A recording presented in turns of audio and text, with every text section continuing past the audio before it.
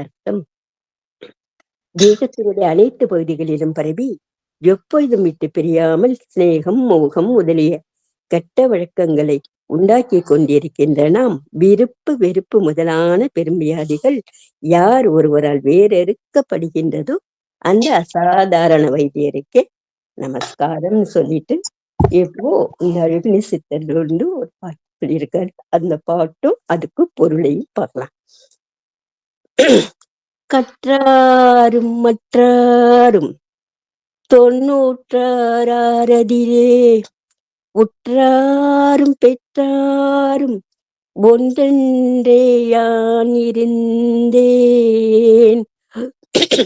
உற்றாரும் பெற்றாரும் ஊரை விட்டு போகையிலே கற்றாரும் என் கண்ணம்மா கதியிழந்து நின்றதென்ன.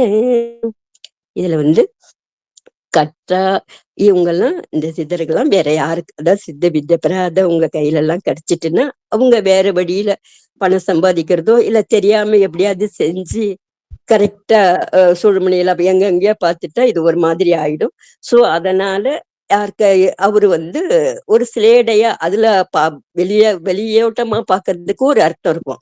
ஆனா உள்ளுக்குள்ளார இது ஒரு அர்த்தம் இருக்கும். கற்றாரும் மற்றாரும், கற்றாருங்கிறது சுழுமனை, மற்றாருங்கிறது ஆறாதாரம், மூலாதாரம், சுவாதிஷ்டானம், மணிப்புரா, அநாகதம், விசுத்தி, துரியம். அதுதான் அவர் அப்படி சொல்றாரு. கற்றாரும் மற்றாரும் 96 நம்மளுடைய உடல் தத்துவம் 96 தத்துவம் இருக்கு. இதுக்கு சொல்லிட்டு கொஞ்சம் சொல்ற, அது கொஞ்சம் பெருசு. எவ்வளவு 96 தத்துவமானதுதான் நம்ம உடம்பு.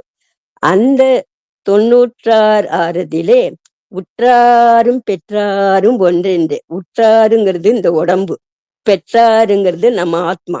இந்த உற்றாரும் பெற்றாரும் ஒன்றென்றே நான் இருந்தேன். ஆனா உற்றாரும் பெற்றாரும் ஊரை விட்டே போகையிலே கற்றாரும் இப்போ இந்த நம்ம எதுவுமே செய்யாம இப்போ நம்ம இந்த சித்த விதைக்கு வர்றதுக்கு முன்னாடி நம்மளுக்கும் எப்படி போச்சு, வெளிப்பக்கம்தான் மூச்சு போச்சு. இப்ப நம்ம எவ்வளவு நேரம் மூக்குல கைய வச்சு பார்த்தாலும் நமக்கு இப்ப உள்கதி ஓடுது, அது போவாது. அப்போ ஒரு நாளைக்கு 21,600 மூச்சு நமக்கு ஓடுது. அது யாருக்கு? நல்லா கோவப்படாம கண்டதே காட்சி கொண்டதே காட்சி இதுன்னு புலால் உண்ணாம ராகாத்வேஷம் இல்லாம அவங்க உண்டு, அவங்க அதே சித்த வித்தியில இருக்கிறவங்க எல்லாம் இப்ப கரெக்டா இருக்காங்க. அத மாதிரி கரெக்டா போறவங்களுக்கும்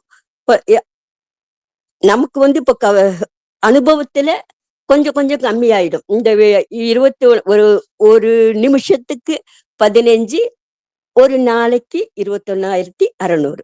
சோ அத அவங்க என்ன சொல்றாங்க, இந்த மாதிரி கரெக்டா செஞ்சுக்கிட்டே இருந்தா நமக்கும் உள்கதி வரும்போது நாளாக ஆக அந்த 15 14, 10, 9 சித்தர்களும் 0ல கூட இருந்திருக்காங்க. அப்பதான் அவங்களுக்கு உட்கார்ந்த இடத்துல இருந்தே அந்த அஷ்ட சித்துக்களும், அதான் அந்த அனிமா மைக்கிமா அதெல்லாம் அந்த மாதிரி சித்துக்கெல்லாம் கூட உட்கார்ந்த இடத்துலயே அவங்களுக்கு கண்டறிய அபூர்வ சக்தி வந்தது. அந்த சித்தர்களுக்கு கூட எப்படி சொல்றாங்க, அவங்களுக்கு எல்லா சக்தியும் இருக்கு, இருந்தாலும் அவங்க என்ன பண்ணணும், இந்த ஒரு மானிட ஜென்மமா ஒரு அப்பா அம்மா அதான்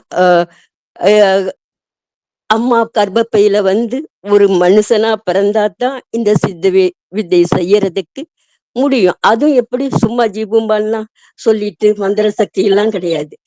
நம்மள மாதிரியே உட்காந்து ஜபம் பண்ணணும், அர்த்த ஜாமா இது பண்ணுவாங்க. அவங்களும் கரெக்டா உண்டி கரெக்டா எவ்வளவு சாப்பிடணுமோ ஒரு பிச்சை எடுத்துதான் சாப்பிடுவாங்க. போய் இல்லைன்னாக்க அவங்க அந்த நீரோட இருக்கிற இடத்துல எல்லாம் நல்லா அமைதியா இருக்கிற இடத்துல செய்வாங்க. அந்த மாதிரி கஷ்டப்பட்டுதான் அவங்க கண்டறிஞ்சத நமக்கு உதவட்டும்னு சொல்லிட்டு போயிருக்கா. சோ இந்த இதுல இந்த மாதிரி கற்றாரும் மற்றாரும் இதுல என்ன சொல்றாரு, உற்றாரும் பெற்றாரும் இந்த ஊரை விட்டே போகையிலே கற்றாரும் என் கண்ணம்மா கதியிழந்து போவதென்ன. அப்படி நம்ம இந்த வித்தையை நம்ம கத்துக்கலன்னு சொன்னாக்க நம்ம இந்த கற்றாறு சுழுமுனையில நம்மளுடைய அதான் நம்மளுடைய இடகலையும், அதாவது இந்த பக்கம் இடது பக்கம் போறது சந்திரக்கலை, அது குளிர்ச்சியா இருக்கும். வலது பக்கம் போறது சூரியக்கலை, அது வெப்பமா இருக்கும். சோ இந்த உள்நாக்கு பக்கம் நம்ம அந்த நம்ம ஜீவக்காற்றை எடுத்துன்னு போய் ரெண்டையும் சேர்த்து சுழுமுனையில ஆடாம அசையாம வச்சு அது அந்த பொட்டு வைக்கிற இடத்துக்கிட்ட உத்து உத்து பார்த்துக்கிட்டே இருந்தா நம்ம எதுவும் செய்ய வேணாம். அதுவே தானா ஃபர்ஸ்ட் வர வர அந்த இடத்துல ஒரு மாதிரி குருகுருங்கும். அந்த இடத்துல இப்படி செய்ய செய்ய செய்ய அதை சுத்தி இருக்கிற அந்த எப்படி இந்த காலத்துல சளி காலத்துல அதான் அந்த பனியெல்லாம் மறைச்சு சூரியன் இருக்கும், பட் அந்த பனியெல்லாம் சேர்ந்து மூடி இருக்கும்போது சூரியன் தெரியாது. அந்த இதெல்லாம் விலகும் போது வெயில் வர வர அது போயிடும். அத மாதிரி அது சுத்தி இருக்கிற நம்மளுடைய கஃபம் சளி எல்லாம் நம்ம உள்பக்கம் வர்ற உட்கதியால அந்த ஒரே கதியா நம்ம அந்த மூச்சு விடும்போது அந்த இதுல அதெல்லாம் கருகி அந்த இதெல்லாம் விட்டு அந்த கஃபெல்லாம் கீழே இறங்கும். அதை நம்ம துப்பிடணும். அதுக்கப்புறம் அப்படி வர வர வர அந்த இடம் தானா அதுவே மேல போகும், அதுவே கீழே அந்த காற்று போகும். அததான் அவர் சொல்றாரு. நான் அப்படி கத்துக்கலன்னா கற்றாரும் என் கண்ணம்மா, நான் அந்த மாதிரி இந்த சுழுமொழியில இதை நான் பார்க்கலன்னா இந்த கதி எந்த கதி உட்கதிய நான் இழந்து போயிடுவனோன்னு அவர் நமக்கு சொல்ற மாதிரி சொல்றாரு. சரி, இப்போ இந்த 96 ஆறுதிலே அது என்னன்றத பார்ப்போம். நம்ம உடம்புல அவ்வளவு அற்புதமா அந்த 96 தத்துவத்தை பிரிச்சிருக்காங்க. அது எப்படி பிடிச்சிருக்காங்க? உடல் தத்துவம் 12, ஆன்ம தத்துவம் 24, ரெண்டையும் சேர்த்து 96. இந்த இவ்வளவு தத்துவங்களும் சேர்ந்துதான் நம்ம உடம்பை இயக்குது. இந்த தத்துவங்களை உணர்ந்து உள்முகமா அறிவதே நம்ம சித்த வித்தையாகும். சரி, இப்போ இத பார்க்கலாம். உடல் தத்துவங்கள் 12, ஆன்ம தத்துவங்கள் 24, மொத்தம் 96. அதுல என்ன செஞ்சிருக்காரு? வாசல்கள் 9: பிளாஸ்மா, ரத்தம், மசில், கொழுப்பு, மஜ்ஜை, சுக்கிரம். அடுத்தது வாசல்கள் 9. அதான் 2 கண்ணு, 9 வாயில்கள். கண்ணு 2, காது 2, 4, மூக்கு 2, 6, வாயு 1, 7, உள்நாக்குல குதம் அது 2, சோ 9. கோஷங்கள் 5: அன்னமயம், பிராணமயம், மனோமயம், விஞ்ஞானமயம், ஆனந்தமயம், இப்படி 5 இது. குணங்கள் 3: சாத்வீகம், ராட்சசம், தாமத குணம். மலங்கள் 3: ஆணவம், கண்மம், மாயை. பிணிகள் 3: வாதம், பித்தம், கபம். ராகங்கள் 8: அது காமக்ரோத, லோகமோக, மதம், ஆச்சரியம். அப்புறம் ஆதாரங்கள் 6: சுவாதிஷ்டானம், மணிப்புரா, அநாதகம், விசித்தி, ஆக்ன. 6 மண்டலங்கள் 3: சூரிய மண்டலம், சந்திர மண்டலம், அக்னி மண்டலம். அப்புறம் என்ன வச்சிருக்காங்க? வாயுக்கள் 10: பிராணன், அபான். 1 பிராணன், 2 அபானன், 3 விபானன், 4 சபானன், 5 உதானன், 6 கூர்மன், 7 நாகன், 8 கிருகரன், 9 தேவதத்தன், 10 தனஞ்சயன். அப்புறம் நாடிகள் 10: இடகலை, பின்கலை. இடகலை தான் நமக்கு தெரியும், இடப்பக்க மூக்கு. பின்கலை வலப்பக்க மூக்கு. சுழுமுனை நெத்தியில இருக்கு. சிகுவை உள்நாக்குல இருக்கு. குருடன் வலது கண். காந்தாரி இடது கண். அத்தி வலது செவி. அலம்பு இடது செவி. சங்குலி கருவாய். குகு மலவாய். சோ இது 10 நாடிகள். அவஸ்தைகள் 5: ஜாக்கிரத, அது எது? நினைவு. சொப்பனா கனவு. சுழுத்தி உறக்கம். துரியம் நிஷ்டை, துரியாதீதம் நம் உயிர் அடங்குற இடம். சோ இவ்வளவும் சேர்ந்து 72 வந்துடுது. இதுல 24 தனியாக சொல்லியிருக்காரு. அது என்னன்னு கேட்டாக்க, ஞானேந்திரியம் 5, கர்மேந்திரியம் 5, தன்மாத்திரை 5, அந்த கர்ணம் 4. அது என்னன்னு கேட்டாக்க, பஞ்சபூதம் நீர், நெருப்பு, காற்று, ஆகாயம், பூமி. ஞானேந்திரியங்கிறது மெய்வாய், கண்மூக்கு, செவி.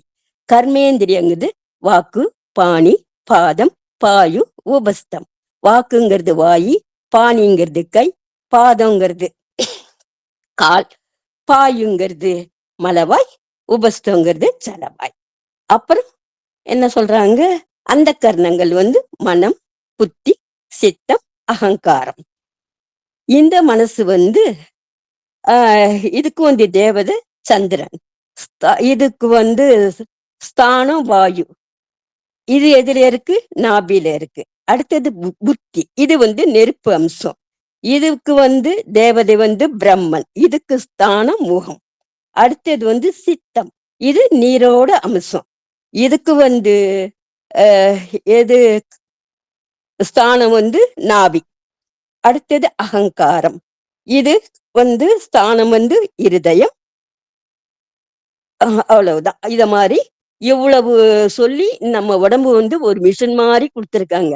இந்த நம்ம உடம்பு இதெல்லாம் நல்லா ஆரோக்கியமா இருக்கும் போதே நீ என்ன பண்ணு, அதான் இவர் சொன்ன மாதிரி 2 கலையும் எடுத்துன்னு போய் நீ சுடுமுனையில வச்சு உன்னுடைய மனச, இந்த பஞ்சேந்திரியங்களையும் மெய்வாய், கண்மூக்கு, செவி இதெல்லாம் கரெக்டா கண்ட்ரோல் பண்ணி ஆடாம அசையாம நீ சுடுமுனைய உத்து பார்த்து நீ அந்த அமிர்த ஜோதிய, அந்த 1000 சூரியன் உள்ள 1000 கோடி சூரியனான அந்த பிரகாசத்தை நீங்க அனுபவிங்கன்னு இவர் சொல்றதுதான் இந்த இதுன்னு சொல்லிட்டு, அதனால நம்ம எல்லாரும் ஒரு நம்ம பிதாஜோட பாட்டு பார்க்கலாம். நிம்மதி வந்திட ஜெபித்திட்டு நிறைவா என் மனம் ஆழுதப்பா, ஜபித்திடும் போதிலே வாசி மந்திரம் ஆறுதல் கூறுதப்பா, நாளும் நிம்மதி சேர்க்குதப்பா. எத்தனை சொந்தங்கள், எத்தனை பந்தங்கள், எத்தனை இன்பங்கள், எல்லாம் பொய் வேஷங்கள், அத்தனை மாயையும் சித்தை வித்தையிலே கரைந்திடும் நிலைதானப்பா. உன்னை நினைத்தேன் இனி மறந்தேன், அருள் புரிவாய் இரட்சகனே. உன்னை நினைத்தேன் தினம் ஜெபிப்பேன், அருள் புரிவாய் இரட்சகனே. நிம்மதி வந்திட ஜெபித்திட்டு நிறைவா என் மனம் வாழுதப்பா, ஜபிச்சிடும் போதிலே பாசி மந்திரம் ஆறுதல் கூறுதப்பா. அனைவருக்கும் ஆத்ம நமஸ்காரம்.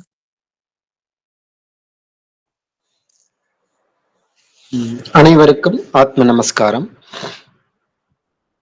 நம்ம நடவடிக்கை கிரமங்களுடைய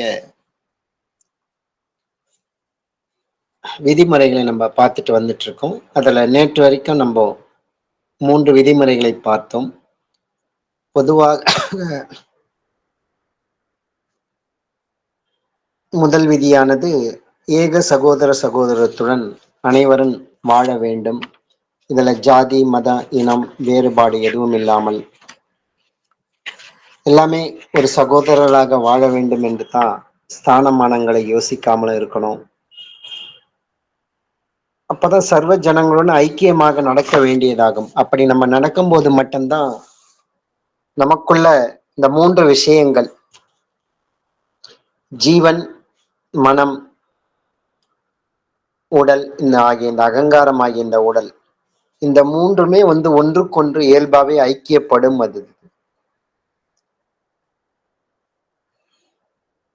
அதுக்குதான் அந்த முதல் விதியை நம்ம முழுமையாக ஃபாலோ பண்ணும்போது மட்டும்தான் இயல்பாகவே அது நடக்கும். அது நம்மளுடைய எந்த ஒரு முயற்சியும் இல்லாமலேயே. அதுக்குதான் அந்த விதிமுறையை சொல்லியிருக்கிறாரு. கூடவே பார்த்தீங்கன்னா, 2வதாக இந்த உடலுக்கு தீங்கு விளைவிக்கும் போதைப் பொருட்கள் எதையுமே நம்ம தொடக்கூடாதது, அதை பயன்படுத்தக்கூடாது என்பதையும் தெளிவுபடுத்தியிருப்பாரு. அடுத்தது செத்துப்போன பிணங்களை சாப்பிடக்கூடாது. அப்படி சாப்பிடும் போது அது வித்தைக்கு நேர்மாறான விஷயமாக இருக்கிறது. நாம் மேல்கதிக்கு தான் நம்மளுடைய ஜீவனை நிலைநிறுத்த வேண்டும். ஆனால் இது ஜீவனை அதோகதியாக்கக்கூடிய விஷயம். உண்மையில பாத்தீங்கன்னா பலரது கேள்வி,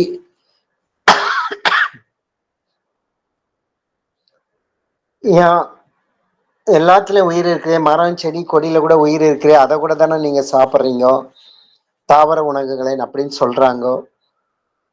உண்மையில எது பாவம் புண்ணியம் என்பதெல்லாம் ஞானபிதா ஏற்கனவே நமக்கு 3வது அத்தியாயத்துல தெளிவுபடுத்தி விட்டார். இந்த வித்தையில் நாம் பயணிப்பதற்கு அந்த உள் சுவாச கதியை நமக்கு தொடர்ந்து புண்ணியமாக அது நிலை நிற்பதற்கு தாவர உணவுகள் நமக்கு சப்போர்ட் பண்ணுது. பிற உயிரினங்களுடைய உணவுகள், அதை சமையல் பண்ணி சாப்பிட்றோம், அந்த உணவுகள் என்பது உள் சுவாசத்துக்கு நமக்கு சப்போர்ட் பண்றதில்லை. அதனால அது பாவ புண்ணியமோ இன்மையோ, ஆனால் நம்மளுடைய ஜீவனை வெளியே விட்டால் அது பாவம். நம்மளுடைய ஜீவனை உள்நிலை நிலை நிறுத்துவதற்கு தாவர உணவுகள் தான் முழுமையாக சப்போர்ட் பண்றது.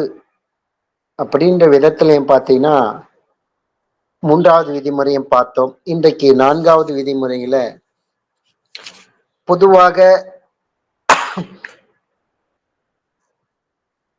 பொதுவா தீட்டு, கர்மாதி முதலிய எல்லா விதமான மூட நம்பிக்கைகளையும், ஈற்று மாற்று முதலையான அனாச்சாரியங்களையும், சுத்தம் அசுத்தம் முதலிய அஞ்ஞானங்களையும் மந்திர தந்திரங்கள் என்று கருதி கஷ்டப்பட்டு புத்தி கெட்டு வரும் பொருள் நாசம் உண்டாதுமான நடவடிக்கைகளை விட்டுவிட வேண்டும். இயல்பாகவே இந்த தீட்டு, கர்மாதி முதலிய இந்த மூட நம்பிக்கைகள் தான் பொதுவாக ஒரு மனிதன் இறந்த வீட்டுல போனா அது தீட்டு என்று நம்ம சொல்கிறோம். அதே சமயங்கள் அந்த மாதிரி விஷயங்கள்லாம் தவிர்க்கணும்ன்றார். என்ன, ஒரு இறந்து போன ஒரு வீட்டுக்கு போனா அந்த கிருமிகள் ஒன்னா இருப்பதற்கான வாய்ப்புகள் என்பது இருக்கிறது அந்த பிறந்த பிணத்து மேல. அதுக்குதான் அங்க போயிட்டு வந்தா உடனே நம்ம சுத்தமா குளிச்சுட்டு தினசரி நடவடிக்கைகளை இயல்பாக பங்கு கொள்ளலாம். ஆனா என்ன பண்றோம், மனிதன் இருந்தால் மட்டும்தான் தீட்டு,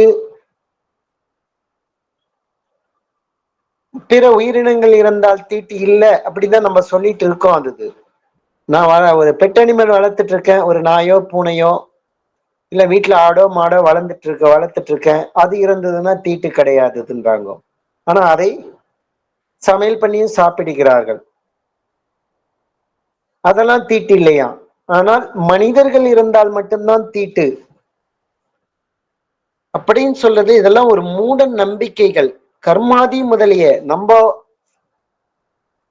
அவர்களுக்கு செய்ய வேண்டிய ஈமச் சடங்குகள், அது முறையா அந்த உடல், இறந்த உடல் அதனால் அதிக விஷத்தன்மை உடையது, அதை ப்ராப்பரா அடக்கம், எரித்தலோ புதைத்தலோ அதுதான் அடக்கம் பண்ணணும். அதை முறைப்படி செய்தாலே போதும். மற்றபடி அதுக்கான ஈமச் சடங்குகள் என்பது தேவையில்லாத விஷயம்தான். யாராக இருந்தாலும் அவரவர்கள் ஜீவனை அவரவர்கள் தான் காப்பாற்றிக் கொள்ள வேண்டும், அடுத்தவர்களால வழிகாட்டத்தான் முடியும். இப்ப ஞானபிதா சித்தவித்தை உபதேசம் இது நல்ல மார்க்கம் என்று இதுதான் நம்மளுக்கு வழிகாட்டி இருக்கிறார். ஆனால் இந்த உபதேசம் வாங்கிய பிறகும் நாம் தான் அதை நடைமுறை வாழ்க்கையில் செயல்படுத்த வேண்டும். இந்த ஜீவன் இந்த உடம்பில் இருக்கும் போதே அந்த நிலையை அடைய வேண்டும். ஆனால் எனக்காக அடுத்தவர் சதா பிராணாயாமம் செய்து என்ன பயன்? அது எனக்கு பசிக்கிறது என்றால் நான் தான் சாப்பிட வேண்டும், அடுத்தவர் எனக்காக சாப்பிட்டால் என்ன பயன்? அது அதே மாதிரிதான் ஒரு இறந்த ஒரு ஜீவனுக்கு கர்மாதி என்ற முறையில் பலவிதமான மூட நம்பிக்கையான சடங்குகளை செய்கின்றார்கள். இதன் மூலமாக ஜீவசக்தியான வாயு விரயம்தான், பொருள் நஷ்டமும் கூடவே சேர்ந்து ஏற்படுகிறது. இதனான அனாச்சாரங்களான விஷயங்களும் சுத்தம் அசுத்தம் போன்ற அஞ்ஞானங்களையும் ஏற்படுகிறது. மந்திர தந்திரங்கள் என்று கருதி கஷ்டப்பட வேண்டிய சூழ்நிலையும் இதில் வருகிறது. அதுக்குதான் மந்திர தந்திரங்கள் இந்த மாதிரி விஷயத்தையும் நம்ம ஃபாலோ பண்ணக்கூடாதது. இப்போ ஒரு இறந்தவர்களுக்கு நம்மளால் என்ன செய்ய முடியும்? அவர்கள் ஜீவனை அவரைதான் அவர் காப்பாற்றிக் கொண்டு இருக்க வேண்டும். நாம் கர்மம் செய்தால் அவருக்கு முக்தி எப்படி கிடைக்கும்? இப்ப ஞானபிதா அவரவர்கள் ஜீவனை கைவல்யமாக்க வேண்டும் என்றால், அந்த நிலை பெற வேண்டும் என்றால், அவரவர்கள் தான் 100% அதில் முயற்சி செய்ய வேண்டும். மற்றவர்களால் செய்து நமக்காக செய்து ஒரு பயனும் கிடையாது. மற்றவர்களால் வழிதான் காட்ட முடியும். அதுதான் அனாச்சாரங்கள், மூட நம்பிக்கை என்கின்றார்கள். அடுத்ததாக மந்திர தந்திரங்கள் என்று கருதி கஷ்டப்பட்டு புத்தி கெட்டு பொருள் நாசம் உண்டதுமான நடவடிக்கைகளை விட்டுவிட வேண்டும். இந்த மந்திரம் உச்சரிச்சா, இந்த தந்திரம் பண்ணா இந்த விளைவுகள் விளையும், அந்த முறையில மந்திரம் பிளஸ் எந்திரம் ஈக்குவல் தந்திரம். ஒரு மந்திரத்தையும் அதுக்கான எந்திரத்தையும் செய்து ஒரு காரியம் சாதிப்பது என்பது தந்திரம். ஆனால் அது நடைமுறை வாழ்க்கையில் ஜீவசக்தியான வாயுவை வெளிமுகமாக அதோகதியாக அது பந்தப்படுத்தினால் மட்டும்தான் அது நிகழும். அது நமக்கோ ஞானபிதா வலியுறுத்தியது சதா பிராணாயாமம். அப்ப மந்திரங்களை உச்சரிக்கும் போதும் அந்த தந்திரமான வேலைகளை எந்திரங்கள் மூலம் செய்யும் பொழுதும் ஜீவசக்தியான வாயுவை வெளியில் பந்தப்படுத்தி தான் ஆக வேண்டும். அப்ப இதெல்லாம் செஞ்சு கஷ்டப்பட்டு புத்தி கெட்டு, ஏன்னா ஜீவசக்தியான வாயு விரயமானால் என்ன ஆகும்? புத்தி தான் கெடும், பொருள் நாசமும் கூடவே உண்டு பண்ணுவோமான இந்த மாதிரி நடவடிக்கைகளை விட்டுவிட வேண்டும். என்ன அந்த மந்திர தந்திரங்கள் மூலமாக கிடைக்கும்? மாயையினுடைய அற்பமான பயன்கள் தான் கிடைக்கும். மிஞ்சி போனா அது கூட எந்த கேரண்டியும் கிடையாது. ஆனால் நம்ம பிரம்மத்தை தான் நாட வேண்டும், பிரம்மாந்தரத்தை தட்டி திறக்க வேண்டும். அதுதான் நம்மளுடைய நோக்கம், இலக்கு. வித்தியார்த்தியினுடைய நோக்கம், இலக்கு. அதுக்குதான் இந்த மாதிரி தந்திரங்கள் மந்திரங்களை சிக்கி போக வேண்டாம். அதுக்கெல்லாம் கஷ்டப்பட்டு புத்தி கெட்டு காலத்தை விரயம் செய்ய வேண்டாம். உனக்குள்ள எப்படி சதா கதியை நடத்த வேண்டும். அப்போ வெளியில பந்தப்படாமல் பந்தத்திலிருந்து விடுதலை ஆக வேண்டும் என்றால் நமக்குள் நடத்தக்கூடிய அந்த சதா பிராணாயாமம் தான் அதுக்கு வழிவகுக்கும். அப்ப அதுக்குதான் அந்த மாதிரி மந்திர தந்திரங்களை விட்டுவிட வேண்டும். அப்ப உண்மையில தன்னில் இருக்கின்ற அந்த ஈஸ்வர அம்சமான ஜீவன் வெளியில் திராவக ரூபமாகி வாயுவாகி அதோகதியாக, அதாவது கீழ்ப்பதிந்து நசித்து கொண்டிருப்பதை, இந்த மாதிரி தீட்டு கர்மாதி இந்த மாதிரி மூட நம்பிக்கைகள், ஈற்று மாற்று இந்த மாதிரி அனாச்சாரங்கள் இருக்கிறது, மந்திர தந்திரங்கள் இந்த மாதிரிலாம் இருந்தா என்ன ஆகுது? ஈஸ்வர அம்சமான அந்த ஜீவன் வெளியில் திரவித்து திரவித்து அந்த வாயுவானது திராவக ரூபமாகி மனமாகி, மனம்தான் சுக்கிரம், அதான் சந்திரன், அதான் நீர் அம்சம் ஜலாம்சம் பொருந்தியது, அதான் திராவக ரூபமாகி வாயுவாகி அதோகதியாக, அதாவது கீழ்ப்பதிந்து நசித்து கொண்டிருப்பதை இந்த மாதிரிலாம் நசிக்க விடாமல் தன்னுள்ளேயே மேலும் கீழமாக நடத்த வேண்டும். அதான் சமீரணன் கதி. சித்தவித்தை முதல் அத்தியாயத்திலே ஞானபிதா சொல்லிட்டார். அது மேலும் கீழமாக நடத்தி தன்னில் மேல் பாகத்தில் உள்ள ஈஸ்வரனிடத்தில் சேர்ப்பதையே ஈஸ்வர சேவை என்று சொல்லுவது.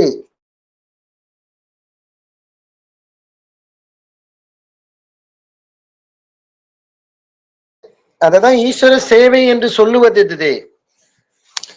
அப்பதான் அந்த ஜீவனானது ஈஸ்வரனோடு ஐக்கியமாகிறது.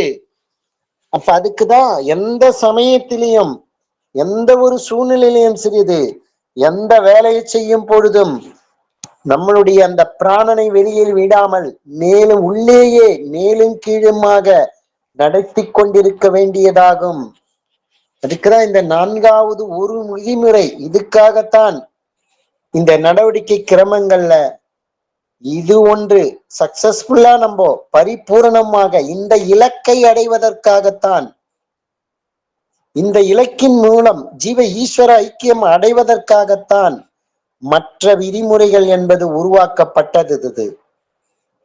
அப்ப இருக்கிறதுலே இது முக்கியமான விதிமுறை இதுதான். இது சட்ட திட்டங்கள்ல தன்னுடைய ஜீவனை எந்த சமயத்திலும் எந்த வேலை செய்யும் பொழுதும் வெளியில் விடாமல் உள்ளேயே மேலும் கீழுமாக நடத்தி கொண்டிருக்க வேண்டியதாகும். இது நடத்தினாலே போதும். சமீரணன் கதி உழைப்பு. அப்ப நிச்சயம் செய்யும் போது அதுக்கேன ஊதியம் என்பது நிச்சயமாக கிடைக்கும். அதுக்கான பலன் கிடைத்தே தீரும். அப்ப 6 ஆதாரங்களை கடந்தே தீருவோம். ஜீவ ஈஸ்வர ஐக்கியம் அடைந்தே தீரும். அதுக்குதான் தன்னுடைய ஜீவனை எந்த சமயத்திலும் எந்த வேலை செய்யும் பொழுதும் வெளியில் விடாமல் உள்ளேயே மேலும் கீழே நடத்தி கொண்டிருக்க வேண்டும். அப்ப அதுக்குதான் மற்ற விதிமுறைகள். இந்த வெளியில இந்த பந்தத்துல சிக்கி போகாமல் இந்த ஜீவனானது அதுல இருந்து விடுதலை பெறுவதற்கு, அப்படி விடுதலை பெற்றால்தான் இந்த 4வது விதிமுறை என்பது பூரணமாக முழுமை பெறும், பூரணத்துவம் பெறும் அதுக்கு. அப்ப இது ஒன்று நடைபெறுவதற்காகத்தான் மற்ற விதிமுறைகள் என்பது உருவாக்கப்பட்டிருக்கிறது. அடுத்ததாக பாத்தீங்கன்னா 5வது விதிமுறைகள். பெண்கள் ருதுவான அதாவது மாதவிடாயான காலத்திலும், அதாவது பிரசவித்த சமயத்திலும், இல்ல வீட்டுல ஏதோ ஒரு எதிர்பாராத விதத்துல ஏதோ ஒரு இறப்பு நேரிட்ட போரித்திலும் அந்த டைம்ல என்ன பண்றாங்கன்னா வண்ணாத்தியிடமிருந்து மாத்து என்று சொல்லி, அதாவது இந்துக்கள் என்று அபிமானித்து வருவர்கள், மற்றவர்கள் அந்த மாதிரி கிடையாதது. ஒரு முஸ்லீமோ ஒரு கிறிஸ்டியரோ சமண மதத்துல இந்த மாதிரிலாம் கிடையாதது. இந்துக்கள் என்று அபிமானித்தவர்கள் தான் எந்த ஜாதியை சேர்ந்த மிகவும் தாழ்ந்த ஜாதி என்று இந்த உலகத்துல இந்துக்களால் அபிமானிக்கப்பட்ட பெண்கள் மாதவிடான காலத்தில் கட்டியிருந்த அந்த தீட்டு துணியை தீண்டாதாரி என்று சொல்லக்கூடிய அந்த கோவண துணிகளை வண்ணாத்தி துவைத்து வெளுத்து கொண்டு வர வேண்டும். அந்த துணியை தான் வாங்குகிற அனாச்சாரங்கள், அதாவது கெட்ட வழக்கங்களையும் அறவே விட்டுவிட வேண்டும். ஏன்னா தாய் தகப்பன் முதலானவர்கள் செத்தாங்கன்னா செத்த தீட்டு போக வேண்டியும், அந்த மாதிரி கேரளத்தில் உள்ள பிராமணர்கள் அவர்களுடைய தாண்டவர்கள் என்று அபிமானித்து ஸ்தாபித்து வைத்துள்ள ஜாதிகளுக்கும் இந்த மாதிரி வண்ணாத்தி கொண்டு அந்த துணியை துவைச்சு கொண்டு அதெல்லாம் வாங்கி கட்டணும். இல்ல அவங்க மிதிச்சு கொடுத்தாதான், மிதித்து குளித்தால் தான் சுத்தமாக நினைத்து அந்த விதம் நடந்து வருகிறார்கள். அப்ப இத பற்றி ஆலோசிக்கும் போது என்ன தெரியுது நமக்குள்ள இது? அப்ப இந்துக்கள்ல மிகவும் உயர்ந்த ஜாதி வண்ணாத்தியாகன்னு தான் தெரிகிறது. ஏன்னா அந்த தீட்டை போகக்கூடிய சக்தி அவர்களுக்கு தான் இருக்கிறது என்று பிராமணர்களும் நம்புகிறார்கள். அப்ப அவர்கள் தானே உயர்ந்த ஜாதியாக வருகிறது. அவள் கொண்டு தருகின்ற தீண்டாதாரி துணியை தொட்டால் இந்துக்கள்ல மகா வைத்தியர்களும் மந்திர தந்திரர்கள் என்று அபிமானித்து தருகின்ற பிராமணர் முதல் எத்தனை ஜாதிக்கலராக பிரித்து வைத்திருக்கிறார்களோ அவர்களெல்லாம் அந்த இப்ப சொன்ன இந்த அசுத்தத்திலிருந்து அவர்கள் அந்த வண்ணாத்தி அந்த துவைத்து கொண்டு வந்த அந்த துணியை கட்டினாதான் சுத்தமாகிறார்கள். இல்லைன்னா சுத்தமாகவில்லை, அசுத்தமாகத்தான் அவர் இருக்கிறார்கள். இந்த மாதிரி நினைச்சிட்டு இருக்கிறாரு. இது எந்த விதத்திலையும் ஆலோசனை இல்லாமல் நடந்து வருகின்ற அனாச்சாரங்கள்.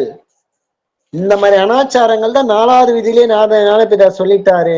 ஈற்று மாற்று முதலிய அனாச்சாரங்களையும் அவர்கள் துவைச்சு கொடுத்தாதான் சுத்தம், இல்ல அவர்கள் கால் மிதித்து கொடுத்தாதான் அந்த துணி சுத்தமாகுது அப்படின்னு நினைக்கின்ற சுத்தம் அசுத்தம் முதலிய அஞ்ஞானங்களையும், இதுதான் 4வது விதிமுறையில ஞானபிதா சொல்லி இருக்கிறாரு. இது இப்ப 5வது விதிமுறை தான் அதுக்கான விளக்கங்கள் இந்த இடத்துல வருது நம்மளுக்கு.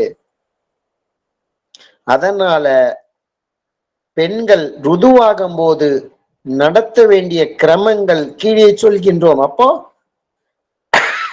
பெண்கள் ருதுவானாலும் இல்ல பிரசவித்த சமயத்திலும் வீட்டுல ஒரு இறப்பு நேரிட்டாலும் தீட்டுன்னு சொல்றாங்களே, அதெல்லாம் உண்மையில கிடையாது.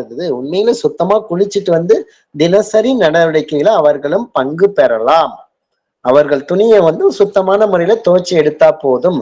வண்ணாத்தி முதலியார்கள் அவங்க மூலமாக துவைச்சு கொடுக்கிறதோ அந்த மாதிரினா வேணான்றாரு. அதான் ஞானபிதாதது. அப்போ அடுத்ததாக பாத்தீங்கன்னா பெண்கள் ருதுவாகும் போது நடவடிக்கை நடத்த வேண்டிய கிரமங்கள் என்ன சொல்றாரு பாத்தீங்கன்னா, பெண்கள் ருதுவாகும் போது அவருடைய தலையில 101 குடங்களுக்கு அதிகப்படாமல் கூடுமான வரையில் தண்ணீர் விட வேண்டும். ருதுவானது என்றால் அதுக்கு வந்து புஷ்பவித்தல் என்று பொருள். அதாவது ருதுவான பெண்களுக்கு புஷ்பினி என்று சொல்ல காரணம் அதுக்கு சொல்றார் ஞானபிதா. உதாரணம், ஒரு செடியானது பூக்காமல் காய் உண்டாவதில்லை, அப்படியே அது வந்து ஒரு பெண் புஷ்பவிக்காமல் கர்ப்பமாவதில்லை. இதனாலதான் ருதுவான சமயத்துல விலக்கி வைக்க கூடாதது. அதனால முதல் ருதுவான டைம், ஃபர்ஸ்ட் டைம் முதலா ருது வாங்குறாங்கன்னா அவங்க தலைக்கு தண்ணீர் விட்டு உடனே அவங்களுக்கு வந்து 3 ounce நல்லெண்ணெய் கொடுக்கணும். 3 ounce, அதாவது 3 தோலா தென்னை அல்லது பனை வெல்லம் தூளாக்கி சேர்த்து சாப்பிட கொடுக்க வேண்டும் அப்படின்னு ஞானபிதா சொல்றாரு. ஆனா இதுதான் இயல்பான அவங்க ஆரோக்கியத்துக்கு, அவங்க மன ரீதியான ஒரு அமைதியான சூழ்நிலைக்கும் உடல் ஆரோக்கியத்துக்கும் ஒத்துழைக்கிற மாதிரி தான் ஞானபிதா சொல்லி இருக்கிறாரு. ஆனா அந்த காலத்துல அப்படிலாம் கிடையாது. மாதவிடாய் உண்டாகும் போது சரி, இது அவங்கள தனியா விலக்கி வைக்கிறது, அவங்கள வந்து பாய் கூட கொடுக்காம தனியா எங்கோ ஒரு தரையில படுக்க வைக்கிறது, ஒரு வீட்டுக்கு வெளியில ஒரு சின்ன ஒரு மரத்தடியிலையோ சின்ன ஒரு ஓலை குடிசையிலையோ படுக்க வைக்கிறது, அவங்கள 3 நாளைக்கு குளிக்க கூடாதுன்னு தள்ளி வைக்கிறது. இந்த மாதிரிலாம் என்னன்னா பெண்களை வந்து ஒரு தனிமைப்படுத்தி அவர்களுடைய சுதந்திரத்தையும் முழுமையாக கெடுக்கிறார்கள். மன ரீதியாகவும் அவர்களை அடிமைப்படுத்துகிறார்கள். அந்த மாதிரிலாம் விலக்கி வைக்க கூடாது. மாதவிடையான சமயத்தில் உண்டான அடுக்குகள் போக்க வேண்டி மாதவிடாயான உடனே அவங்கள வந்து குளிச்சுட்டு மற்றவருடன் சேர்ந்திருக்க வேண்டியதாகும். அப்ப மாதவிடாய் என்று சொல்லி தனித்து தூர நிறுத்துவது எந்த ஒரு விதத்திலையும் ஆலோசனை இல்லாததாகும். ஏனென்னா மாதவிடாய் என்று தெரிந்த எதனால் என்றால் ரத்தம் வெளியில வந்ததால் தான். அந்த ரத்தம் எங்கிருந்து வந்தது என்றால் அவருடைய உள்ளிலிருந்து தான் வந்தது. அதே ரத்தம் அசுத்தமா இருந்ததுன்னா அது உள்ள இருக்கும் போது அசுத்தம் தானே அது வெளியில வந்த உடனே எப்படி அதை அசுத்தம் சொல்லிட்டு சொல்லலாம்? அது உள்ள இருக்கும் போதும் ரத்தம் என்பது அசுத்தமாகத்தானே இருந்திருக்கணும். நீங்க அசுத்தம் நீங்க சொன்னீங்கன்னா அதால என்னன்னா அவங்கள சுத்தமாக குளிக்கணும், குளிக்க வைக்கணும். 4ஆம் நாள் குளித்தவுடன் சுத்தமாகிறது என்று சொல்லுவதெல்லாம் எவ்வளவோ முட்டாள்தனம். இது வந்து உள்ளிருக்கும் போது தீட்டு என்று சொல்லி வேறுபடுத்தி வைப்பதில்லை. இதை தவிர வெளியில் வந்த ரத்தத்தின் மீதி உள்ளேயும் இருக்கிறது. அப்போ பாத்தீங்கன்னா தீட்டு என்று சொல்லு, அதை அப்போதும் தீட்டுன்னு சொல்றது இல்ல. இது இல்லாம மாதவிடாயான 4ஆம் நாள் குளித்து எல்லோரிடமும் சேர்ந்திருக்கிறார்கள் இந்த உலகத்துல. ஒவ்வொருத்தருக்கிறானா ஒரு வாரம் கூட தொடர்ந்து வந்து அந்த மாதவிடாயினுடைய அறிகுறி என்பது இருந்துட்டு தான் இருக்கும். ஆனா 4 நாள் போதுன்றதும் இந்த இடத்துல வந்து எந்த விதத்துல அது சாத்தியப்படும் அப்படின்ற முறையில் தான் ஞானபிதா இந்த இடத்துல கேட்கிறாரு. அதே சமயம் தீட்டு என்று சொல்லக்கூடியவர்கள் பாத்தீங்கன்னா ஒரு அவங்க சமையல் பண்ணக்கூடாது, பூஜை பண்ணக்கூடாதுன்னா பல விதத்துல அந்த காலத்துல ஒதுக்கி வைத்திருக்கிறார்கள். உண்மையில என்னன்னு பாத்தீங்கன்னா இப்போ வெளியில போய் சாப்பிடறோன்ற முறையில பாத்தீங்கன்னா ஒரு ஹோட்டல்லையோ எதுலயோ சூழ்நிலையிலயோ தவிர்க்க முடியாத சாப்பிடறோம் என்ற முறையில பாத்தீங்கன்னா அந்த இடத்துல அந்த வியாபாரம் செய்யறவங்க அந்த அந்த வீட்டுல ஒரு பெண் இருந்தாலோ பெண்கள் இருந்தாலோ அவங்கள இயல்பாவே மாதவிடாய் டைம் கூட இருக்கலாம். அவங்களே வந்து அவங்க சமையல் பற்றி தான் கொடுக்குறாங்க, அதை சாப்பிட வேண்டிய சூழ்நிலையும் வருது. அப்ப இந்த காலத்துல பாத்தீங்கன்னா ஒரு டிராவல் அவங்கவுங்க வெளியில போய் வேலை செய்யற சூழ்நிலை வருது. அப்ப பெண்களும் சர்வ சாதாரணமாக வேலைக்கு போய்கிறார்கள். அந்த விதத்திலயும் பாத்தீங்கன்னா அவங்கள தீட்டு என்று ஒதுக்கி வைக்கவும் முடியாதது. அப்படின்னு மத்தில பல விதத்துல வந்து நமக்கு வந்து அந்த தீட்டு என்ற முறையில வந்து அனாச்சாரத்தால் அது பாதிக்கப்பட்டிருக்கும். இதுக்கு என்ன காரணம்னு பாத்தீங்கன்னா அவங்களுக்கு வந்து சுத்தமாக குளிக்க வைத்து விட்டு தினசரி வாழ்க்கையில வந்து நடைமுறை வாழ்க்கையில அவங்களை வந்து ஈடுபடுத்தி கொள்ளலாம் என்ற முறையில தான் ஞானபிதா இந்த இடத்துல சொல்றாரு. அடுத்தது பாத்தீங்கன்னா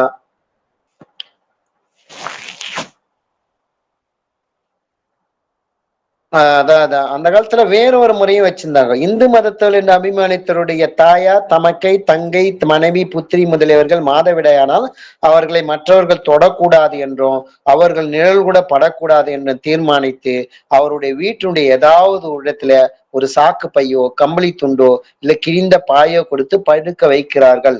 இது மிகவும் இது புத்தி இல்லாததும் யோசனையற்றதும் யுக்திக்கு அனுசாரங்களை யுக்தியே இல்லாத ஒரு அனாச்சாரங்களை தான் இது காட்டுதுன்றாரு ஞானபிதாதத்துக்கு. ஆகையால இவற்றையெல்லாம் அறவே விட்டு விட வேண்டும். இது மட்டுமின்றி மாதவிடாய் தீட்டு என்று சொல்றதுதான் திரிபுரி என்று சொல்றதாகும் சொல்ல வேண்டியது. அப்போ ஒரு பெண் மாதவிடாயாகி எப்போ ஒரு பெண் மாதவிடாயாகி இருக்கிறாளோ அந்த டைம் பாத்தீங்கன்னா திரிபுர சுந்தரியாகிறாள். திரிபுரம் என்றால் மூன்று புறம், அதாவது சத்துவகுணம், ரஜோகுணம், தமோகுணம், இந்த மூன்று புறங்களையும் எரித்து ஜொலித்து வருகின்ற சக்தி, அதுதான் ரத்தம் என்பது.